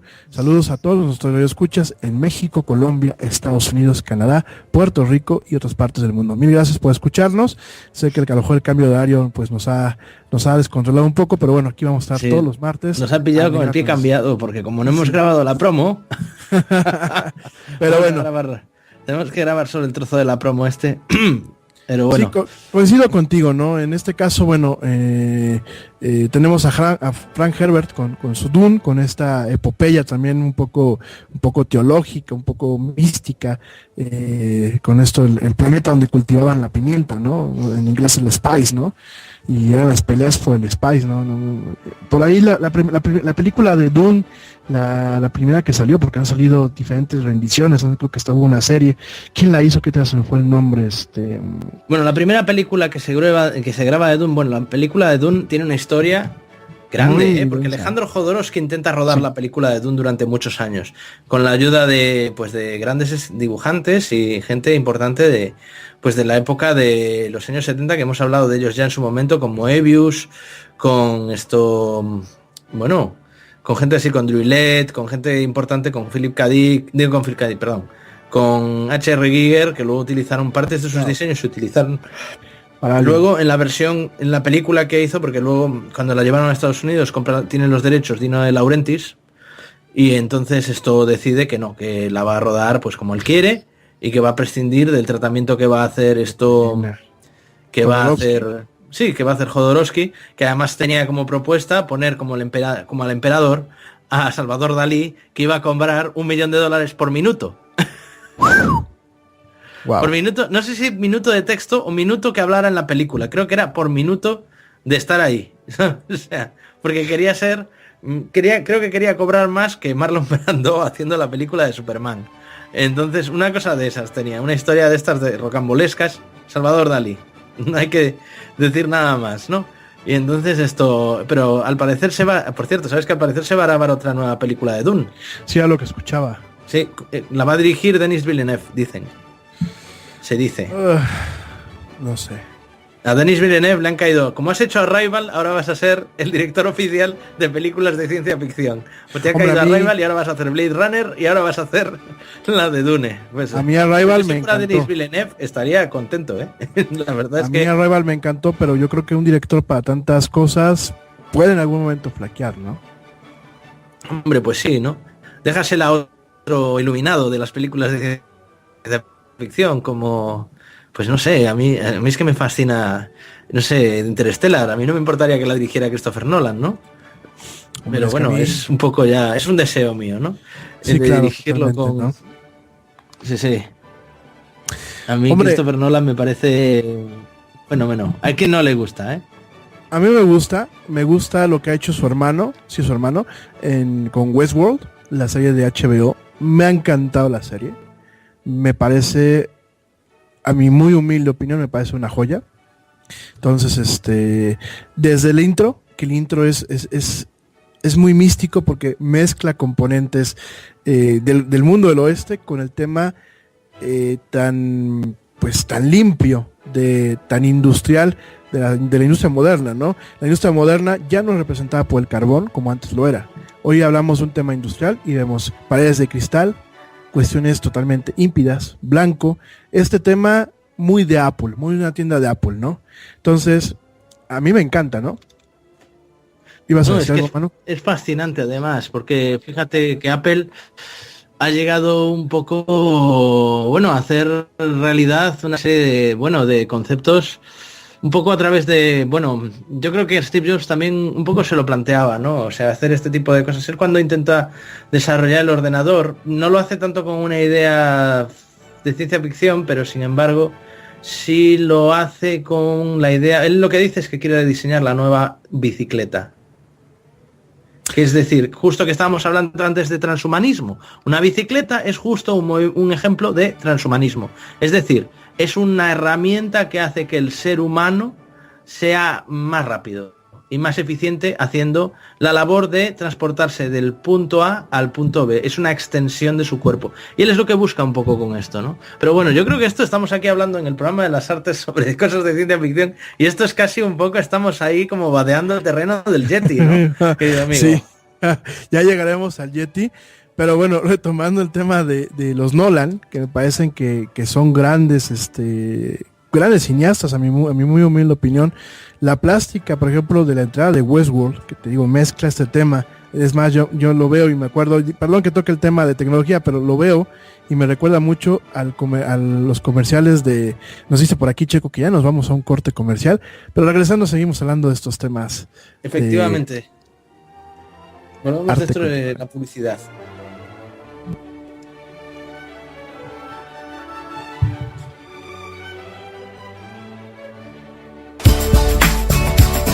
Net Radio Online. Escúchanos todo el día, todos los días.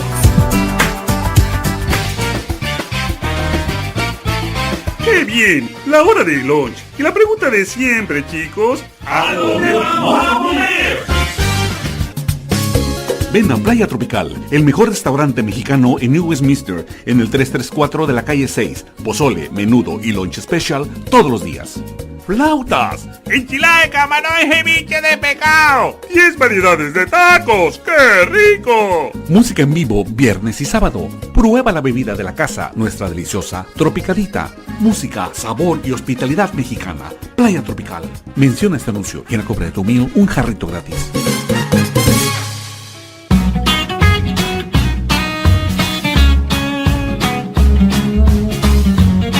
¿Tienes alguna intolerancia o algún tipo de alergia? ¿Eres vegano o simplemente tienes antojo de algún postre, pero quieres que sea lo más sano posible sin dejar de ser delicioso? En Healthy Treats usamos los productos de la mejor calidad y podemos crear cualquier tipo de antojo que tengas en mente. Búscanos en nuestra página web healthytreatsbc.com o llámanos al teléfono 604-441-8502. Recuerda, en Healthy Treats tenemos algo especialmente para ti. Continuamos en nuestro tour por las artes. Regresamos. Estás escuchando Net Radio Online.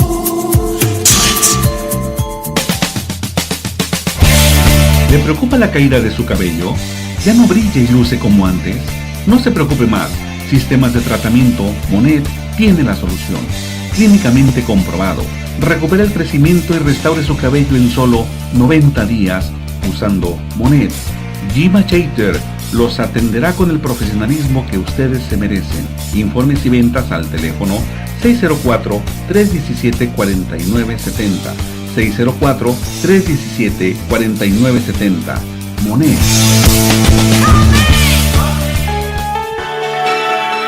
Eternal, la línea de productos de belleza líder en el mercado, elaborados con los más finos ingredientes europeos y patrocinador oficial Miss Universo 2014. Sé parte de este grupo de profesionales exitosos y empieza a ganar dinero ahora. Luce y haz dinero con Eternal. Informes al teléfono 140-8799-0825. Eternal. Acompáñame en este tour por la cultura y las artes.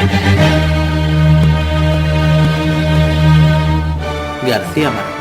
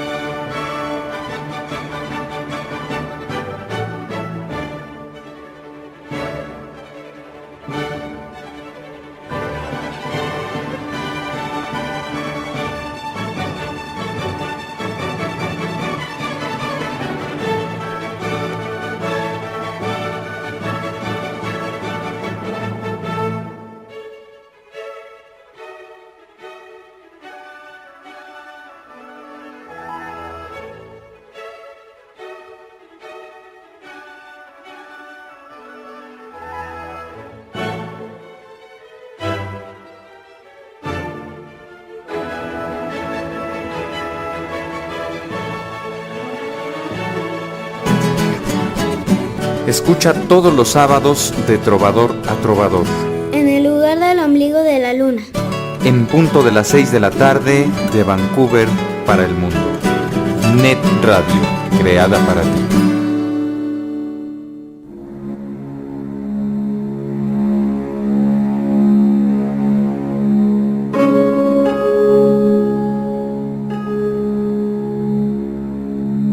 Los astros.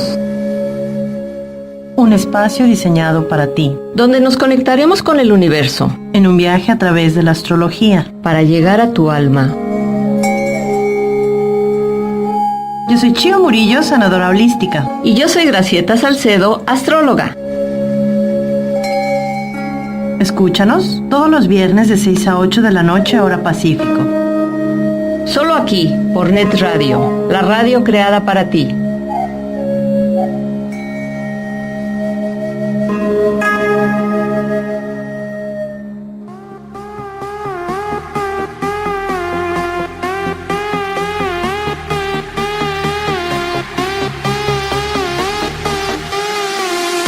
Hola amigos, ¿cómo están? Yo soy la doctora Blanca Rodríguez Y yo soy la doctora Hedy Chablet. y juntos los invitamos al programa Healthy Life. todos los sábados en punto de las 12 del día, hora Pacífico. Transmitiendo desde Vancouver, Canadá, para todo el mundo. Un programa donde encontrarán información relevante para mejorar su salud y calidad de vida. Solo aquí por Net Net Radio.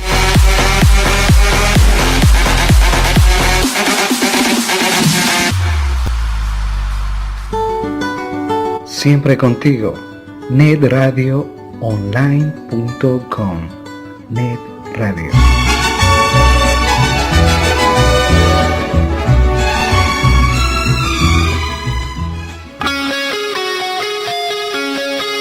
Escúchanos.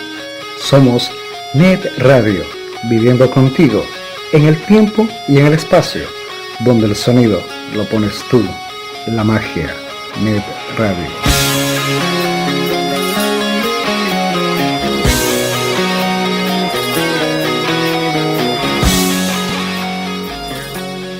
Acompáñame en este tour por la cultura y las artes.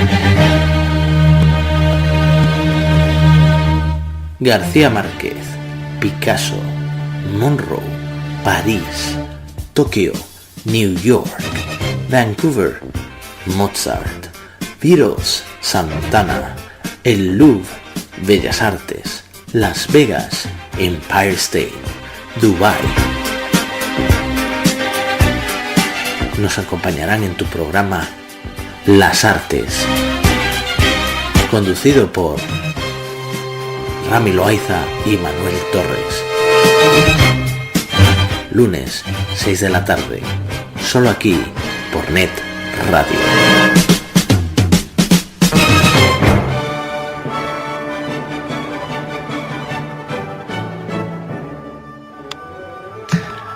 Bueno, aquí estamos de nuevo otra vez en el programa de las artes. Estamos teniendo un pequeñísimo problema técnico, pero bueno, ya lo estamos solucionando, que para que nuestro compañero Rami esté con nosotros también. Y es que una vez no me dejaba a mí conectarme, luego no se me veía a mí, ahora no se le veía a él. Bueno, estamos aquí. Lo que pasa, los gajes del directo, ¿no? La gente del podcast, pues supongo que no tendrá estos problemas, simplemente avanzará un poco más adelante y ya está, ya irá al final de la conversación. Pero estábamos hablando un poco de transhumanismo, de Dune, que es una novela que a mí siempre me ha dejado un poco fuera de juego también, porque es un poco también rara de narices con todo el tema de, ¿sabes? Y que además habla mucho de ecología. Una novela tremendamente ecologista que habla precisamente sobre eso, ¿no? Sobre cómo los recursos se han agotado y solo hay un país, bueno, un planeta que tiene este recurso, que es como una especie de sustituto del petróleo, que es el que permite que la especie, que es lo que permite que las criaturas, bueno, que las naves espaciales puedan transitar a lo largo de la galaxia, del punto A a punto B, a través de un navegante que es básicamente un adicto.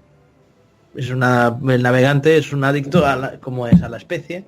Su cuerpo está saturado de especie y es el que consigue guiar en el espacio pues a las naves y decir de dónde tienen que ir, y es capaz de transitar entre las dimensiones, porque la especie tiene ese pequeño detalle, ¿no? Que te vuelve los ojos azules y que además esto te permite ver pues pues un poco las rutas estelares, por donde, bueno, todo este tipo de cosas. Es una novela tremendamente interesante, que no ha tenido nunca nada de suerte en las adaptaciones. Bueno, las últimas, una televisión, creo que fueron las televisión alemana, hicieron una adaptación de las primeras novelas de Dune, con Dune, y luego creo que hicieron El Mesías de Dune, también protagonizadas por el actor ahora ya bastante reconocido, James McAvoy, al que se le puede ver pues como el nuevo profesor Xavier, ¿no? De las películas de los X-Men, el nuevo, no el mayor. El mayor es no me sale el nombre, el que hace de Capitán Jean-Luc Picard. Pero bueno, estás conectado, Rami, ¿cómo andas? Sí, ya estás con nosotros. A ver, refréscame la memoria. ¿Cómo se llama el actor que hace de Charles Xavier en las películas antiguas? Uno es Ian McKellen, que es el que hace de Magneto. Sí, y el otro es Patrick Stewart, ¿no? Patrick Stewart, claro. Efectivamente, que también es el que hace de Jean-Luc Picard en la serie de la nueva generación de Star Trek. El gran Jean-Luc Picard. A mí me fascinaba Star Trek, la nueva generación. Y a mí también, Es que somos verdaderos trekkies. Yo no sé qué bueno, yo los he intentado volver a ver y me cuesta, La verdad es que se me hace más fácil de ver la antigua, la de la serie original con William Shatner. Sí, con William Shatner, con Leonard Nimoy, con George Takei, con toda esta gente que, bueno, son todos, para mí son casi como de la familia, ¿no? Pero realmente hace ya casi 50 años que se rodó, porque es como del 66 al 69, la 7. La serie es una cosa así como que dura, sí. O sea, ya, fíjate. Sí, ya llovió un tiempo. La verdad es que este tema de novela espacial que nos creó Gene Roddenberry con el tema de Star Trek, pues bueno, ha permeado mucho realmente el tema popular, ¿no? Yo creo que es un hito de la cultura pop. Justamente lo que platicábamos hace un rato de los mitos, por ejemplo, el mito tolkiano, el mito Lovecraftiano, el mito pues de Star Wars, y me parece que también Star Trek ha sido un mito importante, ha permeado y ha definido a una generación, bueno, a varias generaciones, ¿no? Pues efectivamente, o sea, es que este Star Trek ha sido revolucionario. Bueno, tú sabes que Gene Roddenberry, cuando intenta rodar Star Trek, lo que le proponen es rodar Bonanza, una cosa así tipo Bonanza. De verdad, esto es historia, de verdad, de la buena, se lo prometo. Él propuso hizo una serie de propuestas y él dice, no, yo voy a robar un western, yo voy a rodar así como un western, pero en realidad, ¿sabes? Tiene esto y tal, no sé qué, pero es un western, ¿sabes? Es la misma serie que tal, ¿sabes? Les convence a los productores de que él quiere rodar un western en el espacio, ¿no? Y entonces pues tienes un poco... Hombre, la serie, si la ves, al principio te recuerda un poco como a Los Siete Magníficos, ¿no? Como que es una nave espacial, pero en realidad viven como en una especie de... ¿Sabes? Como que van ahí un poco como si fueran pues un western, ¿no? O sea, van por el mundo del espacio solucionando entuertos, ¿no? Que como si fueran en diferentes pueblos, y tiene una estructura como muy similar, y él intenta rodar eso, y al final lo que hace es crear pues algo revolucionario, que es lo que se ha venido a llamar una space opera, basado en soap operas, que eran como se llamaban en Estados Unidos e Inglaterra a las series de televisión, soap operas, como serial de jabón. La telenovela. Sí, como una telenovela. Él crea una telenovela del espacio, donde los personajes, y además hace cosas como tremendamente revolucionarias, como el primer beso interracial de la historia de la televisión, entre William Shatner y entre el capitán James T. Kirk y la teniente Uhura, que era de raza afroamericana, que es otra de las cosas. Hizo una serie de cosas en esa serie que eran revolucionarias hasta entonces, ¿no? O sea, por ejemplo, en la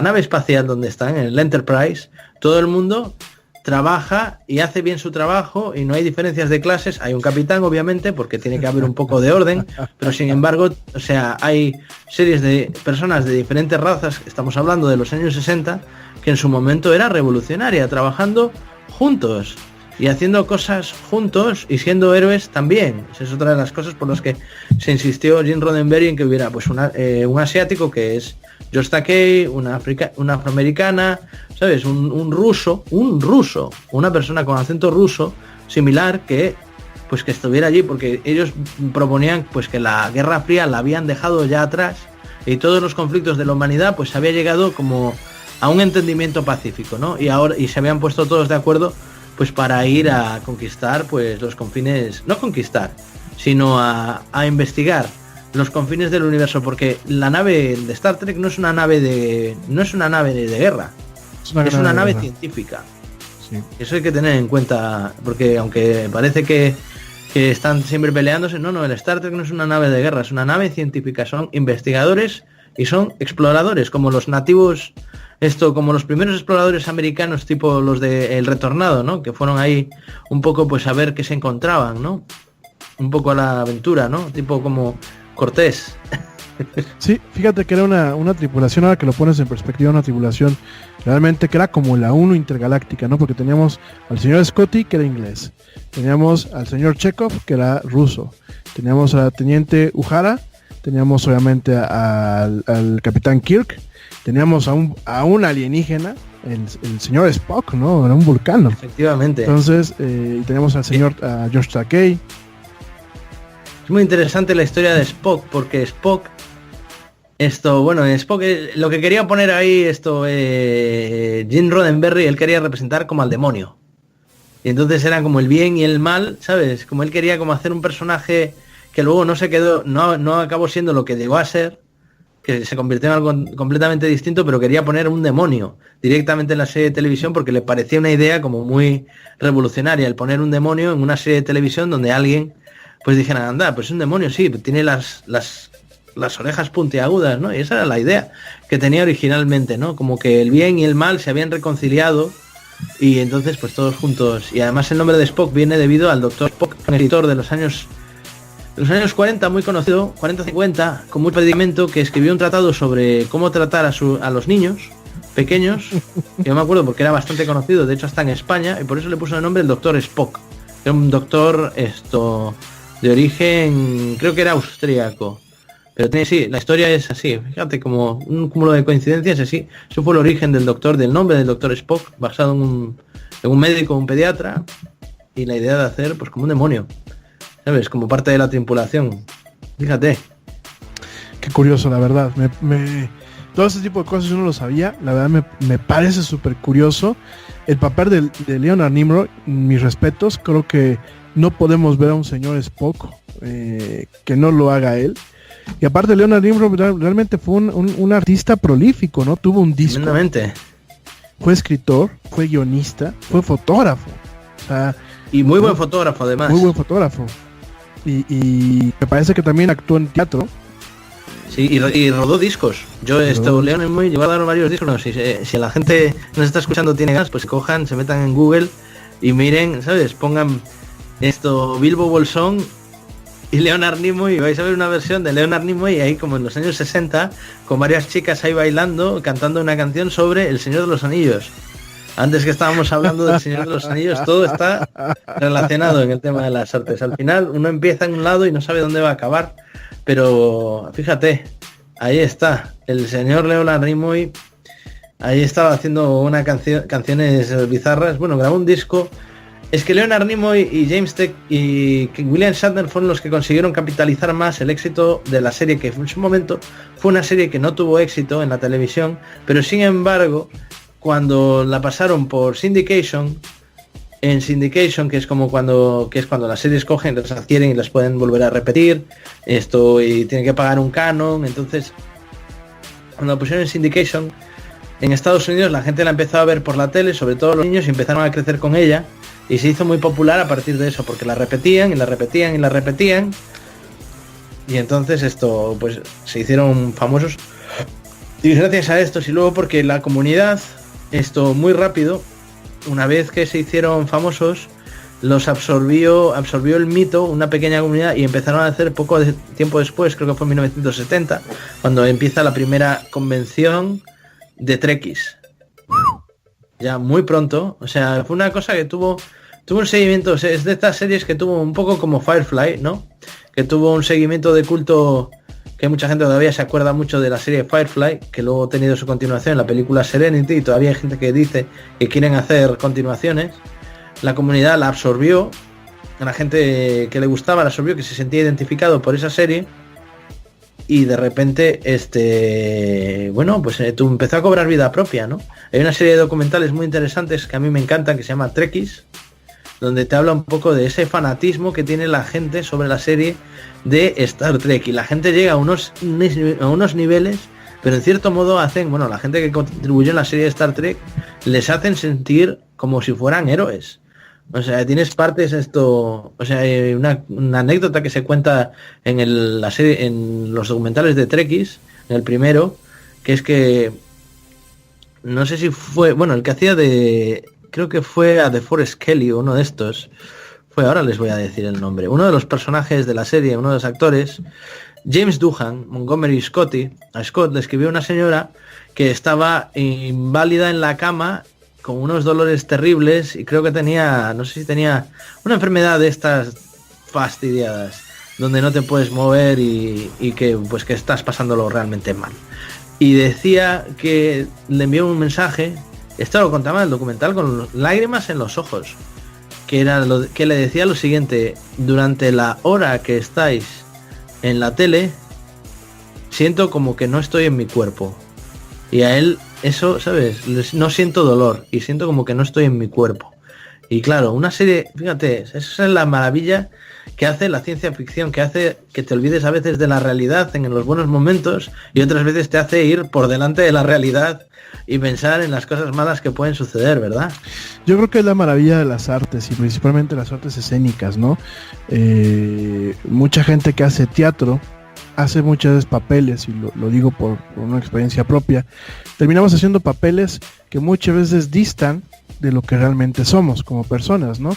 Y llega un momento en que se vuelve una cuestión muy terapéutica, ¿no? Se vuelve un tema en donde tomamos quizás las cosas buenas del otro personaje, o sencillamente nos despersonalizamos un momento para poder jugar en el rol de otra persona, ¿no? Este es el tema. Eso viene pues obviamente desde el teatro, desde el teatro, desde la concepción del teatro en la antigua Roma. Tenemos el teatro kabuki en Japón, donde también vemos esa despersonalización. Tenemos obviamente el teatro pues de corte moderno, ¿no? La verdad es muy interesante, ¿no? Es muy interesante cómo un concepto como en este caso lo es Star Trek, pues a una serie de personas, ¿no? Que al final del día van a una convención en donde el concepto los une, y que muchas de estas personas son misfits, o son personas que a veces no les cuesta trabajo incorporarse al ritmo de la sociedad normal, porque a lo mejor no tienen la misma el mismo abanico de símbolos y de ideas para intercomunicarse muchas veces con la sociedad real, con la sociedad normal, ¿no? Hay gente que, por ejemplo, va a una convención de estas, y voy a poner el ejemplo, ¿no? Un Sheldon Cooper, que tiene el personaje ficticio de Sheldon Cooper de The Big Bang Theory, tiene el mal de Asperger, es un tipo de autismo, es un tipo del espectro autista, ¿no? Pero va a una convención de estas y en un momento pasa desapercibido, cuando en la sociedad normal no se puede interrelacionar fácilmente con los demás, ¿no? Y eso es parte de lo hermoso del arte, ¿no? Vemos a artistas como, inclusive, ¿no? Vemos a artistas como a lo mejor un Beethoven, que en su momento pues no tenía la capacidad de interactuar al 100%, pero interactuaba con su música, ¿no? Vemos, por ejemplo, a un Farinelli, vemos, por ejemplo, bueno, pues en este caso a gente que ha salido en un rol, en una serie, y vemos que tiene una capacidad de interacción que no tiene como antes, ¿no? O hace papeles que en su vida diaria no lo es. Me viene ahorita el ejemplo, y hablando de artistas polifacéticos, me viene mucho el ejemplo de Hugh Laurie. Hugh Laurie, para quien no lo ubique, es el Dr. House, ¿no? Un papelón Dr. House. Yo soy fan de House. Somos fans de House aquí. Somos fans de House. Sí, y vemos a un Hugh Laurie, que Hugh Laurie parte de un esquema de comedias en la BBC, con un show que era el show de Laurie y de... Es verdad, el show de Laurie, y ¿cómo se llama este chico también? Fíjate. Sí, me acordaré, nombre. Stephen Fry. Sí. Stephen Fry y Hugh Laurie hacían pareja cómica. Durante muchos años hicieron pareja cómica y no se sabía quién era el más tonto de los dos, y resulta que los dos eran genios, pero genios. O sea, y se pasaban la vida haciendo el bobo. y haciendo badas. Es una cosa, pero... Y además tienen un nivel los dos. Fíjate, Stephen Fry es... Stephen Fry, para los que no lo conozcan, es un actor británico que tiene muchísima solera, ha salido en muchísimos programas de televisión, porque además tiene una voz así como muy profunda, que llama mucho la atención. Suele hacer muchas narraciones, lo suelen llamar para ver los libros, y claro, Hugh Laurie pues sí es conocido en América, pero Stephen Fry es conocido para los europeos bastante, sobre todo la gente que sigue el cine británico. Es una figura de referencia del cine y del teatro, y además tiene bastantes documentales. Es una persona muy querida en el Reino Unido, entre otras cosas pues porque es una persona tremendamente sencilla y cercana, y un poco también yo diría quizá por su condición sexual, ¿no? Porque realmente es una persona que lo ha pasado muy mal a raíz de eso, y un poco como que al final la sociedad lo ha arropado como diciendo no te preocupes, y efectivamente no tiene por qué preocuparse, porque es una persona que es un número 1 mundial en todos los sentidos. Pero bueno, efectivamente tiene complejo de Asperger, ¿no? No, Hugh Laurie tiene... tiene Hugh Laurie directamente. No, a ver, es que a lo que yo iba es que House como tal, bueno, pues es un personaje ácido, y yo tocaba el tema de Hugh Laurie porque Hugh Laurie es un tipo que él dice que el Dr. House se aleja mucho de lo que es él, ¿no? Sí. Que volvemos a lo mismo, él hizo mucho tiempo comedia, aparte es músico, el señor tiene discos de blues, y es un regalo escuchar a Hugh Laurie con ese acento británico cantando blues, que aparte el señor toca la guitarra, compone canciones. O sea, estamos hablando de una persona que dice, cuando yo hago a House, me divierto porque es algo que no soy yo. Y lo mismo lo vemos, y la gente a veces critica, ¿no?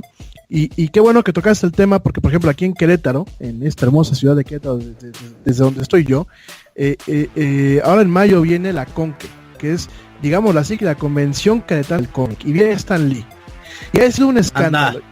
Si viene Stan Lee, que yo voy a pecar de ser Sheldon Cooper y lo voy a acosar a su hotel para que me autografíe alguna chacha. Bueno, yo te mando algo, hombre, aunque sea... Tengo aquí un Capitán América que me hizo el favor de regalarme una amiga que se llama Ale, entonces yo creo que me lo llevaré ahí para que me lo autografíe.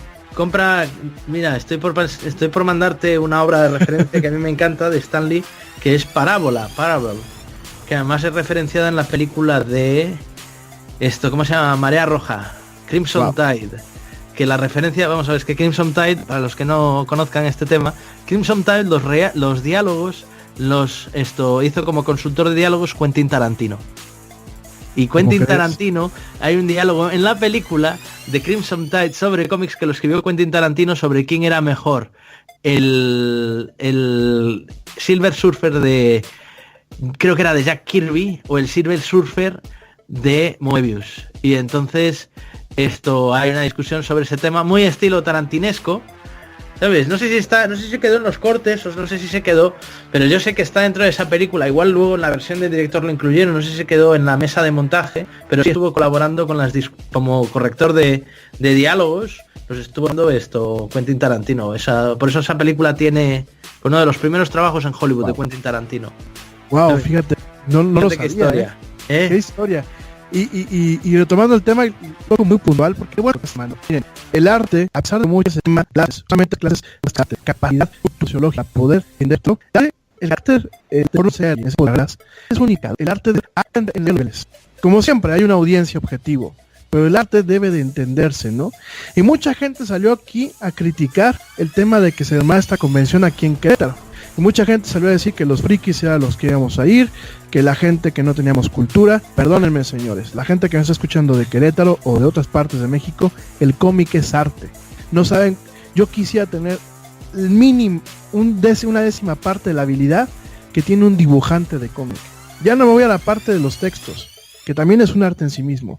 Yo quisiera tener la mínima, o sea, el punto 10 de lo que tiene un dibujante de cómic. Que no solamente es dibujar por dibujar, hay que saber entintar, hay que saber colorear. Yo me acuerdo cuando llevaba dibujo técnico era un fraude. O sea, yo con el dichoso estilógrafo, bueno, es que hacía unas cosas que eran fatales, ¿no? Entonces yo quisiera tener la mínima, y creo que muchas de las gentes no lo tenemos. Pero aparte de eso, del arte en la técnica, porque ahorita estamos hablando de técnica, el entintar, el dibujar, el plasmar, el colorizar. Además de eso, es un arte en el sentido que permite entender conceptos e ideas de una forma universal o de una forma de fácil entendimiento, y que además nos permite unificar a varias personas bajo unos mismos conceptos. El tema de los superhéroes no es un tema aislado del cómic. El tema del superhéroe son temas que vienen desde la Odisea. El superhombre, el hombre que no lo detiene nada. ¿Cuántas veces el arte ha ayudado a un ser humano a salir adelante? Lo vemos en el teatro, lo vemos en el psicodrama, lo vemos incluso en las películas. Por ahí hay una anécdota en donde J.K. Rowling le da el papel a esta güerita que sale de Luna, que sale de uno de los personajes del libro, le da el papel con la condición de que ella dejara de ser anoréxica. O una cosa así. Es que J.K. Rowling es otra de esas personas que más que gran escritora es mejor persona incluso que escritora. Es una cosa, o sea, yo las historias, cada vez que oigo de J.K. Rowling me parece una persona de quitarse el sombrero pero de tal nivel, o sea, de negarse al estar, cuando ella triunfa y le ofrecen hacer la película de la película, no la saga de novelas, la película de Harry Potter y la Piedra Filosofal, dice no, esto se va a rodar en el Reino Unido, nada de rodarlo con actores americanos y que hagan una versión, no, esto es un relato británico y lo vamos a rodar aquí. Y la gente, bueno, o sea, cosas de ese tipo, o sea, tiene historias de esas, o sea, bueno. También vamos a hablar un día, vamos a hacer un programa especial sobre J.K. Rowling. Me está haciendo señas aquí Checo bueno, está con el redoble de tambor prácticamente ya para empezar la hora del Yeti, ¿verdad, Rami? Yeti. Bueno, yo aquí le paso el testigo aquí a Rami porque el programa es el programa de Rami, la hora del Yeti. Yo soy el Sasquatch Manuel y él es el Yeti Rami. Así que... Pero bueno, rápidamente para despedir las artes, les recuerdo el tema del Conque que vamos a estar platicando la próxima semana junto con otros temas que se quedaron en el tintero. Esta convención de cómics aquí en Querétaro va a ser del 5 al 7 de mayo. Los boletos ya están disponibles. Quedamos por ahí pendientes de platicar de Leonora Carrington, que por aquí yo lo tenía aquí en el guión. Ya lo platicaremos la próxima semana, la gran Leonora Carrington.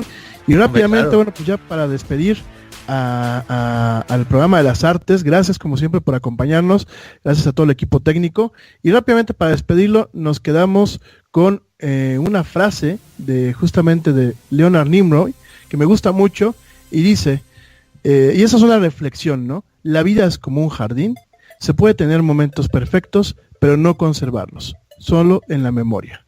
Y eso fue Leonard Nimoy en su último tweet antes de que falleciera. Con eso, pues nos despedimos esta noche de las artes y no se vayan, sigan en la era del Yeti. Gracias.